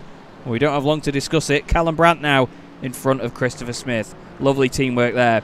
Callum is going to go hunting down Mike Horder. And if you're in this bright pink Aston Martin, well, the back of it would be brown right now, wouldn't it? It'd be very terrified indeed. Yeah, ankle deep almost, because you'd be thinking, oh God, he's coming and he's going to be quick. He's got so much to fight for. And Look at you it as just well. know that even the way he's driving it seems aggressive. Yeah, It's all in absolutely. black. You see the black with the bright white LED headlights, and you think, oh, dearie me. You see the closing speed, and you think, oh, just take the position. Leave me alone. What do you want? Who are you? Why are you in my house? Mark Johnson there making a move on Paul Gosling. Mark actually just returning to where he started the race as well. I think he might have been involved a little bit in some of the shenanigans off the start, so he lost a place or so early on, but he's still in 12th place, scoring some more consistent championship points as Povey apparently off the road, but just for a moment there. Simon now has an 8-second lead here, Ed. And I'm just going to cast my mind back. Say by casting my mind back, I mean I'm going to look at last season's points, because I can't remember. Yes, Simon Povey won last season with 5 wins. At the moment, he's got 4. This will be his 5th win if he gets this, which is looking likely. And that is the all-time record for most wins in a season. Now, consider that Simon isn't in the championship fight. That just shows you how impressive it is when he's on his A-game, doesn't it? Yeah, and he was still in with a chance for the championship. Let's not forget. until the one mistake that he made. And he missed a couple of rounds, yet he was still in the fight, which just shows the level that he could operate at is beyond belief. Obviously, it's not take away from Lewis Ward to finish every single race on the podium. That is, well, beggars belief. That is really, really good driving. And of course, there's something that we have to take our hats off to. The fact that he is pretty much assured now to be the champion. That was a little bit close for comfort with Fletcher there. Yeah. Drew maybe just making sure Simon's still awake. Making sure that we're still awake, but I mean, I'm hooked up. I've got plenty of sugar going through my system from all them pancakes I've been eating. I've saved some of mine for later because I wanted to know if I was a good boy during the broadcast. Oh, now there's a change. Fausto Pinto off the road. Dan McCauley goes through. Another championship point for Apex. So that means that they're now 5 points behind. Fausto Pinto off the road, though. Was it his own doing? I think he's just going to loop the rear end here, isn't he? Ooh. Easy to do. Yep. Very easy to do that. And fair play to him because he doesn't let the car roll back onto the road. Good stuff by Fausto, really, to keep it out of any further danger there. But Dan McCauley now in 16th means that the gap is 5 from RD SimSport to Apex Racing Academy. Still close to call, of course. RD SimSport are in a slightly more comfortable position. In Callum Brandt, he knows, or at least hopefully his teammate will be able to feed back the information. They don't really have the same spreadsheet we have, though, Chaz. No. That's the thing. Maybe if they're listening to the broadcast, they'll know that they're in a bit more comfortable position. But if they don't, Callum Brandt just knows, I need to get this position because this could be a crucial point. Well, if he's listening, he'll know that it isn't a crucial one because he's got currently 5 points advantage. But they don't know it, so he's going to fight for it. Well, the thing is as well is this position going from 5th to 4th is 2 points different rather than just 1.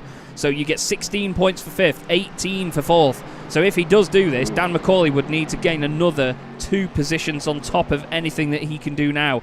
So if Callum Brandt just gets that one more place off Mike Horder, that is pretty much going to seal it. And you know that Dan is going to be driving his heart out right now because it was his little error into the pit lane that has changed it.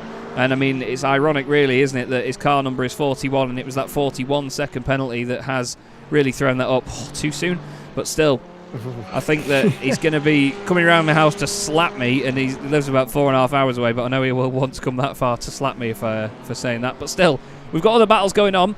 We're going to have one more lap to go after this. Simon Povey is about to cross the line and start the final lap of the season here in the Sim Racing Magazine GT4 Challenger. Stuart Clark is having a good race, actually. He's gained 4 spots from where he started, and right now he's moved inside the top 10, so hats off Stuart. There's not only Christopher Smith driving the BMW well this season, Stuart Clark and Paul Gosling have done well as well. Kim Such in one of his first leagues has shown some really good promise as well and great consistency, so I really hope to get Kim back for next season and continue to see how he develops. But your most winningest driver this season, your most winningest driver in the history of this championship, is on the final lap of the season. He won last time out at Monza. He won rounds 1, 4 and 5 this season as well. He won 5 rounds last season. Simon Povey is an absolute machine, and to be honest with you, he deserves this win, doesn't he? You know, he might not be in it for the title hunt for the second time this, for a back-to-back title, but he's a great bloke. He's a fantastic talent, and this just shows again just how supreme he can be, as Tom Weston has gone off the road and given Dan McCauley a freebie there. Dan McCauley moves up to 15th place. It's not over yet. There is still some scope for things to go awry for RD SimSport. Callum Brandt, he's piling the pressure on Mike Horder. Knows that if he gets these 2 extra points, it could be the difference maker for the championship. But again, he doesn't want to throw it all away on the same breath. Oh, it's into the pits, Mark Johnson. That could be a position. Oh no, where's Dan McCauley? It might not be a long enough pit stop, a bit far back, but still, if there were incidents up the road, that could easily play into the hands of Dan McCauley. Well, Simon Povey is going to be a very happy boy, isn't he? Round the final couple of corners he goes. He's won 4 races so far this season. This is going to be his 5th. And he may be going out with a bang here. He's not going to be in it for title glory, But at Circuit de Barcelona Catalunya, Simon Povey has made it work. Car 1 is P1 for Spontex CDM Esports, and Simon Povey makes it 10 wins in the Sim Racing Magazine GT4 Challenge. Incredible stuff. But your champion for the second season is Lewis Ward of Apex Racing Academy. What a boy, what a season. Rob Sharp gets his best result of the season with third place, but we need to look back because Mike Horder is just about to round the final corner. He's going to finish ahead of Callum Brandt. But if they finish where they are now, well, that means that they are the team's champions in the Sim Racing Magazine GT4 Challenge. Callum Brandt gets second in the standings. Christopher Smith gets sixth in the race behind his teammate, and they win the team's championship after an amazing titanic battle with Lewis Ward and Dan McCauley all throughout. It's been amazing fun to watch it. But your champion of the Sim Racing Magazine GT4 Challenge is Lewis Ward. Let's get clap emojis in chat wherever you may be, and let's show our appreciation to your newly crowned champion. And it's lovely to see this sort of guard of honour from Simon Povey guiding him back to the pit's head. That is wonderful to see. Really, really good. Lewis Ward, as soon as he joined the championship, I thought to myself, he's going to be some serious competition if he's here for a whole season. He joined at I think it was the 6th round of the championship. I think at Zandvoort it was. Not Zandvoort, Zolder. And he didn't have the best of races, but I could tell he was really giving it to Simon, really properly racing with him. And I thought, if he's here for a whole season, he could be a real contender, someone to really take the fight to Simon. I didn't expect it to be as strong for Lewis, but that's just a testament to how consistent and how quick he has been all season long. He's really been the standout driver of this season, just on a consistency basis, on the way to grind out those results as well when it all looked to be going against him. For me, he is, of course, a worthy champion of the SRM GT4 Challenge. And now the question will, of course, be, can he do it back to back? That's what it'll always be. You've done it once. Can you do it again? We're going to have Simon Povey. He's going to be hungry to regain it. Of course, Callum Brandt, who's going to be hungry to think about, what could have been. Oh, here we go. Let's not let that take away from tonight. Let's not let him worry about what might be, what the future might hold. Let's just let Lewis celebrate what has been a thoroughly deserved championship victory. Yeah, it's been epic, hasn't it? As Rob Sutherland, I think, is he going to push Lewis back? Is he going to give him a shove back to the pit lane? This is team champions, team manager, pushing very, very tough rival team, championship winning driver back to the pits, I think. Oh no, Lewis has disappeared back to the pits, but still, amazing stuff by RD Simsport, amazing stuff by Callum Brandt. And I'm confident enough to say this live on air now, before we've even got out of the session and fully discussed it. But I know that there have been some incredible shows of sportsmanship throughout this season and throughout last as well. But simply for that one display alone, we're going to organise some sort of award for Callum Brandt for that. I know that he wasn't in a very easy situation to win the championship. It's not like he was winning it and he threw it away. But still, just for that sportsmanship alone at a time like this, to allow Dan McCauley back ahead in a rival team as well, we're going to give Callum some sort of award or something to commemorate that. Some recognition for that. Yeah, because that was absolutely glorious to see. And, you know, it's so heartwarming to see that within the sim racing community.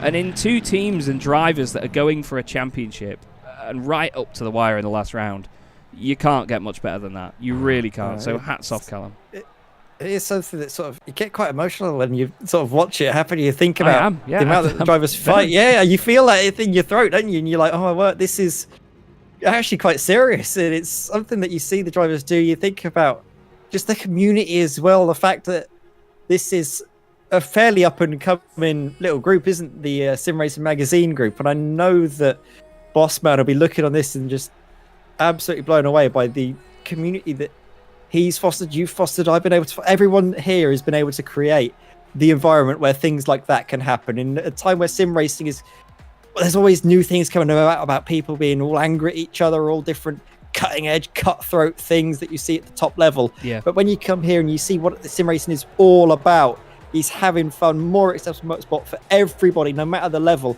to race and race well. And then when you see really nice stuff like that on display, proper sportsmanship, it just warms your heart. It really does. Yeah, it absolutely does. It's just amazing. It really is. And we hope to see it for many seasons to come, and we get it in our special events as well. So long may it live. Simon Povey, well, he's certainly cemented himself up there as one of the absolute OGs of the championship, hasn't he? 5 wins in both seasons, and he bows out as champion with an amazing performance, but he hands that title over to the second place finisher Lewis Ward. Rob Sharp getting his best result of the season in the last round. He had a great finish to last season, and he's done it again tonight. Well done, Rob.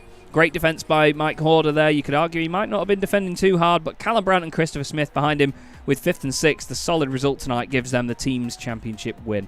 Ben Gregory finishes in 7th. Good recovery from him. Jacob Money in 8th. John Barnes with a strong 9th place ahead of Stuart Clark. What a great race Stuart had as well. Paul Goffin finishes 11th ahead of Paul Gosling. John Roberts is 13th, and after his incident at the start, that's a fantastic recovery by John, actually, isn't it? Top effort indeed. Then we've got Mark Johnson in 14th. Dan McCauley finishes 15th, and he's going to be absolutely devastated with that one. We may have a chat with him in a minute, but I know that he'll be a good sport. Fausto Pinto, Ryan Penny, and Ralph Mayer were 16th, 17th and 18th, and then finishing your points were Tom Weston and Drew Fletcher. On the night that his team won the team's championship, Rob Sutherland actually had quite the poor meeting, unfortunately, but I know that he's really enjoyed the championship. Same with Kim Such, Philip Hopley, and Andy Marston unfortunately had some screen stuttering issues earlier, which meant that he had to pull out from the race. Well, this is the bit that usually takes the longest at the end of the season, Ed. It's trying to get through as many interviews as we can, but it looks like we don't have many to speak to at the moment, but one of them, it's quality over quantity, I have to tell you. We've got Rob Sharp in the commentary box with us. Rob, we're so happy, honestly. There's such a collective of happiness here in the commentary box that you've finally got a podium this season, and in the last round as well, you've done it, mate. A fantastic result. Oh yeah, it was a long time coming, and I didn't expect it. It was only because of an incident above, but I'm really happy with the result tonight and the final round, like you say. Well, it was certainly a very, very difficult round as well, because the cars, no matter what car you're in, it seemed that none of them really wanted to behave around here tonight. It's a big challenge, this place, isn't it? It is a big challenge. It seems that every corner, there's some long corners, and you're on the gas all the way through the corner, and the car's just on the edge, on the limit. I had a really big moment coming through the second last corner. I was like full opposite lock.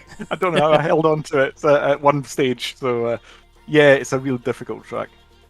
Well, still, it was very, very exciting to watch all the way through. And talk to us about the sort of championship fight from where you were, because there were a lot of guys that seemed to realise who was fighting them in the championship, or who was fighting for it, and if they weren't, they jumped out of the way. Did you have a sort of plan if you came across any of those guys in the race tonight? No plan whatsoever. No, sorry to say, no. It was just do as much as I can. I mean, I knew I'd dropped a few positions in the championship earlier on, because of what happened at the Hungaro ring. So it was just trying to make the best job I could. So it was just keeping it on the track, to be honest. Well, honestly, Rob, it's been great to see you do so well again this season. It's been really, really mega to see that Porsche as well. You've really wrangled that thing. You and Jacob Money certainly made it work at certain places where others didn't. And, I mean, if we have another season, which I'm very sure we will, can we expect to see you back in it again, or do you think you might change cars next time round? Oh, yes, you can expect to see me again, and I suspect I'll be in the faithful old Cayman. Yes, I'm a Porsche nut, you see, so I can't bear to drive anything else. Well, honestly, Rob, it's always a pleasure to speak to you, mate. Your interviews are fantastic. You've got a great attitude towards it all, and honestly, we love having you in the series. So very well done, mate. And before we let you go for the final time this season, is there anyone you'd like to give a shout out to? Yeah, just my wife Jill, my kids Duncan and Cameron, my brother Stuart and Russell, who are hopefully watching tonight. And to yourselves, guys, you've done a great job. I think the community's great. You guys make it just a fantastic event. So just well done. Brilliant stuff. Thank you very much, Rob. Really means a lot, mate. And again, thank you, Rob. We hope to see you again in season 3, mate. But for now, enjoy the rest of your evening. Have a bottle of the bubbly, or a glass at least, and then we'll see you soon, mate. Have a good one. Okay. Thanks, guys. Bye-bye now. Oh, there we go, Rob Sharp. What a gentleman, man. What a gentleman. I love when I see Rob. You can hear me smiling, I'm sure. When I see Rob pop into the box, I just love chatting to him. He's brilliant, isn't he? Shout out, Rob. Obviously, shout out Orris watches as well. He's got some lovely little watch faces that he's been putting out for little SRM community. Yes, indeed. Yeah, Orris is the brand of his watches, and he creates the faces for them, and they are absolutely gorgeous. You know, they've even to the point where, depending on how long through an hour you are, it looks like a car dashboard in most cases. Yeah. But depending on how long through the hour you are, or how much battery your watch has got, it'll fill up the shift lights along the top, which is just so cool. It's absolutely amazing. I love it. I really do. One thing that we love tonight as well is, once again, another mastermind performance by Christopher Smith. Chris, you and Callum have won the team's championship by just 4 points over Apex. It was so close once you all got up to speed in this season. What does it mean for you to finally clinch that at the end? That's so important. Makes me so happy because, we were definitely on the back foot. But I mean, my car at this track was so slow. Just couldn't keep up. I was a second off the pace, and so it was just a case of muddle through and do the best you can. But it's a bit of a bittersweet pill, obviously, with what occurred with my teammate Callum and Rob from Apex, and I don't know what occurred, but all I could see was smoke. So it didn't look good. But it was. I saw that Callum stopped for him at least, so it was. I mean, I was impressed by that. I really was. Callum to stop, and just for what it means to the championship. We would hate to have won it after having punted somebody off like that. Oh, absolutely. Well, that was it. I mean, we've said already, you know, we're going to give him a like a sportsmanship sort of recognition award of some sort. We'll get that sorted with the guys in the background. But, you know, it's moments like that they can determine a championship, you know, and then they were still level again in terms of where they were in the field. You know, there was only 1 point between those positions at that point, and it didn't throw the championship one way or another because they had like a chance to have a hard reset and then just carry on. And it really does. That's almost like a tip of the iceberg just to the community we've got here, isn't it, really? Just how people all behave and treat each other. Yeah, and a big shout out to Dan McCauley. He's set up a lot of practice sessions for the whole community to get involved in, you know, put his own dollars down, his iRacing dollars down on the line there to give people the chance to practice together, which has been a big benefit to those. There's always the RD SimSport and the Apex guys, and you know, all the fast boys turning up to get all the practice in as much as we can and just try and get a glimpse of how quick Simon Povey actually is. And you know, it was but a big shout out to that because it's really appreciated, and I hope he gets some kind of recognition as well. Oh, he will. It's not just from me. Well, I'll call him names afterwards. You know, it's. And well done to Lewis as well. Congrats to Lewis. He's won the championship, hasn't he? So he has. Well done. Well, good. Honestly, Chris, like, to have RD SimSport and you guys in the championship this season has been a wonderful addition. You know, the banter in Discord, the help with people, and just the interesting races you give us. You know, and it's not to say that nobody else does, but the strategies at the Hungaro ring, even what you did tonight. You know, just pitting early, just doing the short stop to begin with, and then put yourself in a different position, gain places from it. It's just been mega. It really has, mate. And we want to offer our thanks to you and the team as well, and Rob and Callum. It's just. Yeah, we really do love it, Chris. And I mean, if we do a third season, can we expect to see you back again? Have we got you hooked enough? Yeah, I love this championship. I love GT4s. I might buy a different car. This is the only GT4 car I have. But, you know, they might tempt me into a Mercedes, or who knows, there may be some news on the borderline about some other GT4s. Who knows, something else might tempt my fancy. Go for the Aston. I'm an Aston simp. Go, do it. Well, we look forward to whatever you do when it comes to the next season, Chris. We know that we're going to get an exciting race out of you, mate. Is there anyone you'd like to give a shout out to before you go? Everybody, thanks very much for this championship. I've really enjoyed it. Looking forward to the special Daytona thing you've got next week. Yes. And I am in big thanks to you guys for doing the broadcast. As always, tip top. I really love it, watching it back, and so does everybody else who I kind of shoehorn into watching as well. Thanks for everybody who's watching me, and all the guys at RD SimSport have been tuning in tonight, I think. So yeah, I hope they've been waffling on in the chat with everybody. So They've been very pleased. yeah, big thanks to everybody, and much love. Much And love, my Chris. long-suffering life. Much love. We'll see you soon, brother. Nice one. Cheers. Thanks a lot. Bye bye. Cheers, bud. Good luck for next week. Oh, he's already sorry. gone. There we go. That's all right. Sorry, I had to throw him He's out. going to be racing, yeah.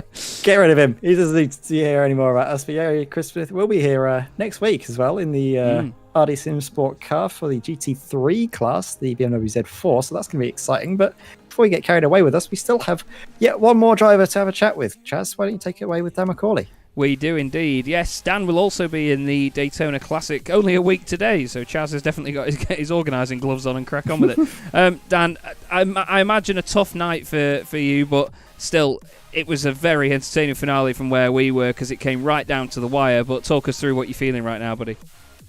Yeah, I'm going to have some sleepless nights after that one, I think.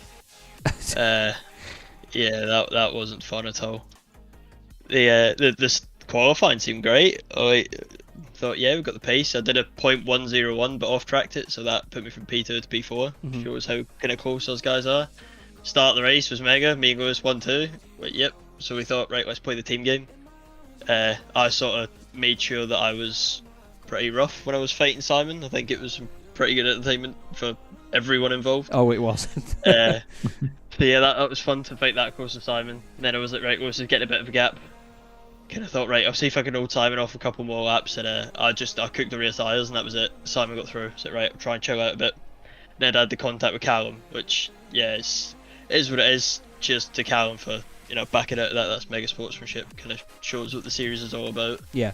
But I think from then it was pretty much very close to game over for me. Well, mentally anyway, I kind of wasn't sure where Christopher was. And yeah, I just pushed the pit entry too hard and got a speeding penalty. I think I was like 6Ks over at the line or something, so literally right. 2Ks over the threshold is gutting. Well, we did wonder whether it was speeding or whether it was the entry, because the entry looked a little bit close, but we realised that you threw it in that much that we thought you definitely know by now what you can get away with at that point. Yeah, I'd practiced it quite a lot, but I literally just missed the braking marker by a tiny little bit. There's a couple of extra skid marks that cut me off. And yeah, as I say, it's like 6Ks over, it's a bit gutting. And then when I was on the lap to come in for the penalty kept flicking between 15 and 40 seconds. I didn't know what was going on. Oh, right. And when I came in, it was 40, so I was a bit devastated.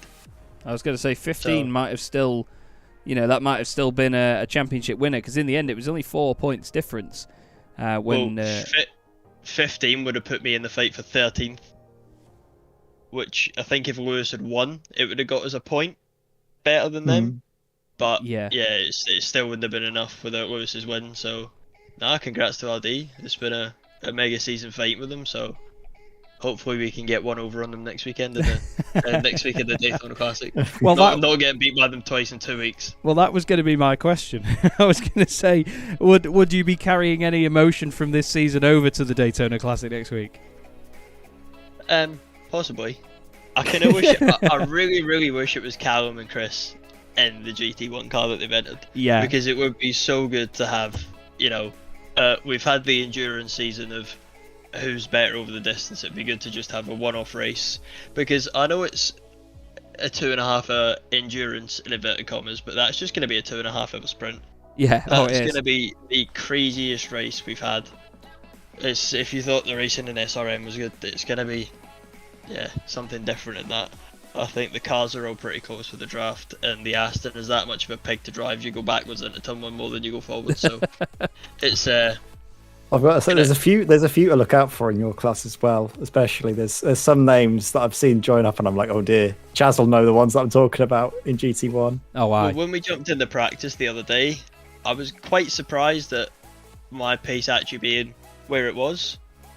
We might have done some sneaky laps with some of the other Apex guys, and we sort of think we're pretty up there. So it'll be interesting to see how it all pans out. With the setups we've got, it kind of nullifies a lot of the pure pace. It's just pure survival. So it's gonna be a racecraft race. I think who can keep the car straight for the longest, which with my track record even in the GT4 doesn't bode well for us. Well, you said well, it, man. I know you. Well, keep your eyes open. You might see a mad Scotsman in a HPD, and steer well clear of him. He's a weapon. Well, he might see me when I'm going backwards past him at the time. Well, either way, Dan, I mean, you and Lewis have been stars this season, and the fight with RD Sim Sport has been absolutely nail-biting at all times. I don't think there's been more than 6 points between you in the entire second half of the season. It's just mind-blowing. So thank you for your services to entertainment for that respect as well. Is there anyone you'd like to give a quick thanks to, though, before we let you go for the last time this season? Big shout out to Lewis. The season we've worked probably the best I've ever worked with a teammate. I think qualifying, we've kind of showed we've been great teammates to win each other around. I think has Lewis got the most poles this season? I think he does, yes. Must be pretty close, so I would expect checking the post for that one. But yeah, it's been great working with Lewis. He's a mega driver, although he's pretty quiet and shy. He gets the business done, so yeah, it's been mega to be part of it with him. Cheers to all you guys that run the series. It's been mega having you in the commentary box, Ed, listening to it back. Kind of the way you bounce off each other actually makes the sim racing broadcast bearable. And yeah, just cheers to the RD guys for fighting so fair. Simon as well. If Simon didn't join the practice sessions that I throw up, I wouldn't have any idea where to go on each track. So Simon is my half a second a week that I managed to find. I was doing 49.9s before Simon joined the practice on Sunday night, and then all of a sudden I'm 49.2s. So cheers for the driver coaching, Simon. Driver coaching you didn't know he was doing. Yeah, exactly. That's the reason he never finishes the lap. He always just does pit entry, but that's the reason why he joins the practice sessions officially so late as well. He's always like the last one in the sessions. I know that's what he's doing it for. He knows everyone copies him because he's too good. Offline sneaky practice. See, I have been learning from him because he done the same thing at Red Bull Ring, didn't he? He messed up the pit entry and cost himself a win, so I've just escalated that and messed up the pit entry and cost myself a championship. But hey ho, even greatness has a day off. It certainly does. Love that. Well, with that, Dan, we'll let you bow out in graciousness, mate. But thank you very much for all your interviews and all sorts this season, your participation as well, and for giving us such a great fight. Cheers, mate. No worries, catch you in a bit. Cheers, guys. What an entertainer Dan is. He's a very, very close mate of mine, Dan, so I try to remain as unbiased as I can in interviews, but he's always a very entertaining boy to have around, Ed. But, well, one more season is complete here in the Sim Racing Magazine GT4 Challenge, mate. It's been your first season in the box after coming second in the championship first time round. What have you made of it if you had to round it all up?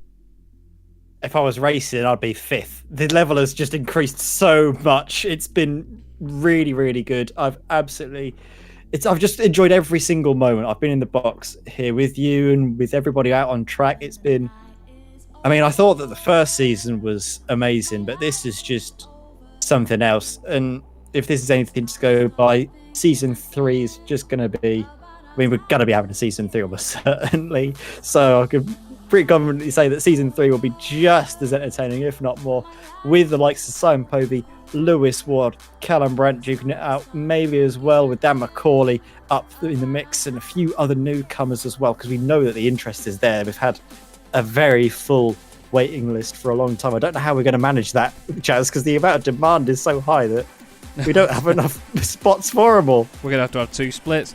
Either way, though, Ed, it's been an absolute pleasure to share the commentary box with you this season, my friend. Thank you very much for jumping in. It really has been good fun, and I think we do gel quite well, to say the least, by now. It's certainly we have a good laugh. We absolutely do. So, to round it up then, Lewis Ward is your Sim Racing Magazine GT4 Challenge champion for the second season, and RD Sim Sport, Callum Brandt and Christopher Smith take the team's championship by just 4 points from Apex Racing Academy. It's been a hell of a lot of fun once again, this championship. Thank you everybody that's been watching all the broadcasts. Thank you everybody that's been supporting the series in the Discord, in the social posts online, all sorts. We have really appreciated it. I've been Chaz Draycott with the wonderful Ed May. This has been the Sim Racing Magazine GT4 Challenge, and hopefully we'll see you next week for the Sim Racing Magazine Daytona Classic. But for now, it's goodbye. Opportunistic, still rubbing panels as they go together. It's folded the wing mirror in on Gerardo's car. Misano is such a difficult circuit for these guys to get right. There's a lot of start-stop sections around the back. It's a very, very quick section as well. It's a fantastic start from the 23. They're 4 wide there by the look of it.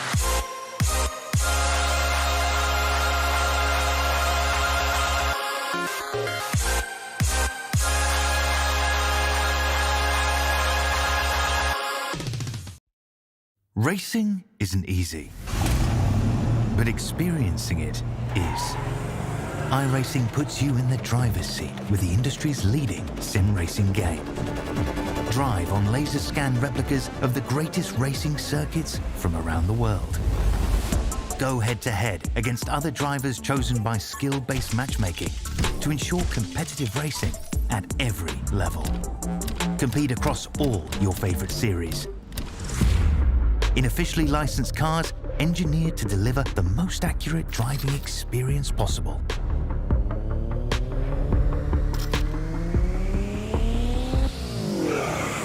Join a race or host your own with players from across the globe. Race against the computer or in a league with friends. Feel the thrill behind the wheel. Visit iRacing.com.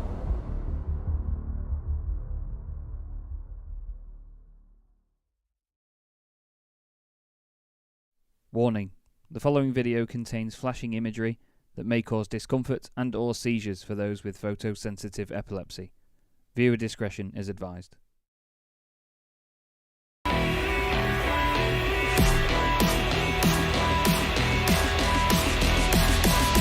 Tell me somebody how long he will be on my mind.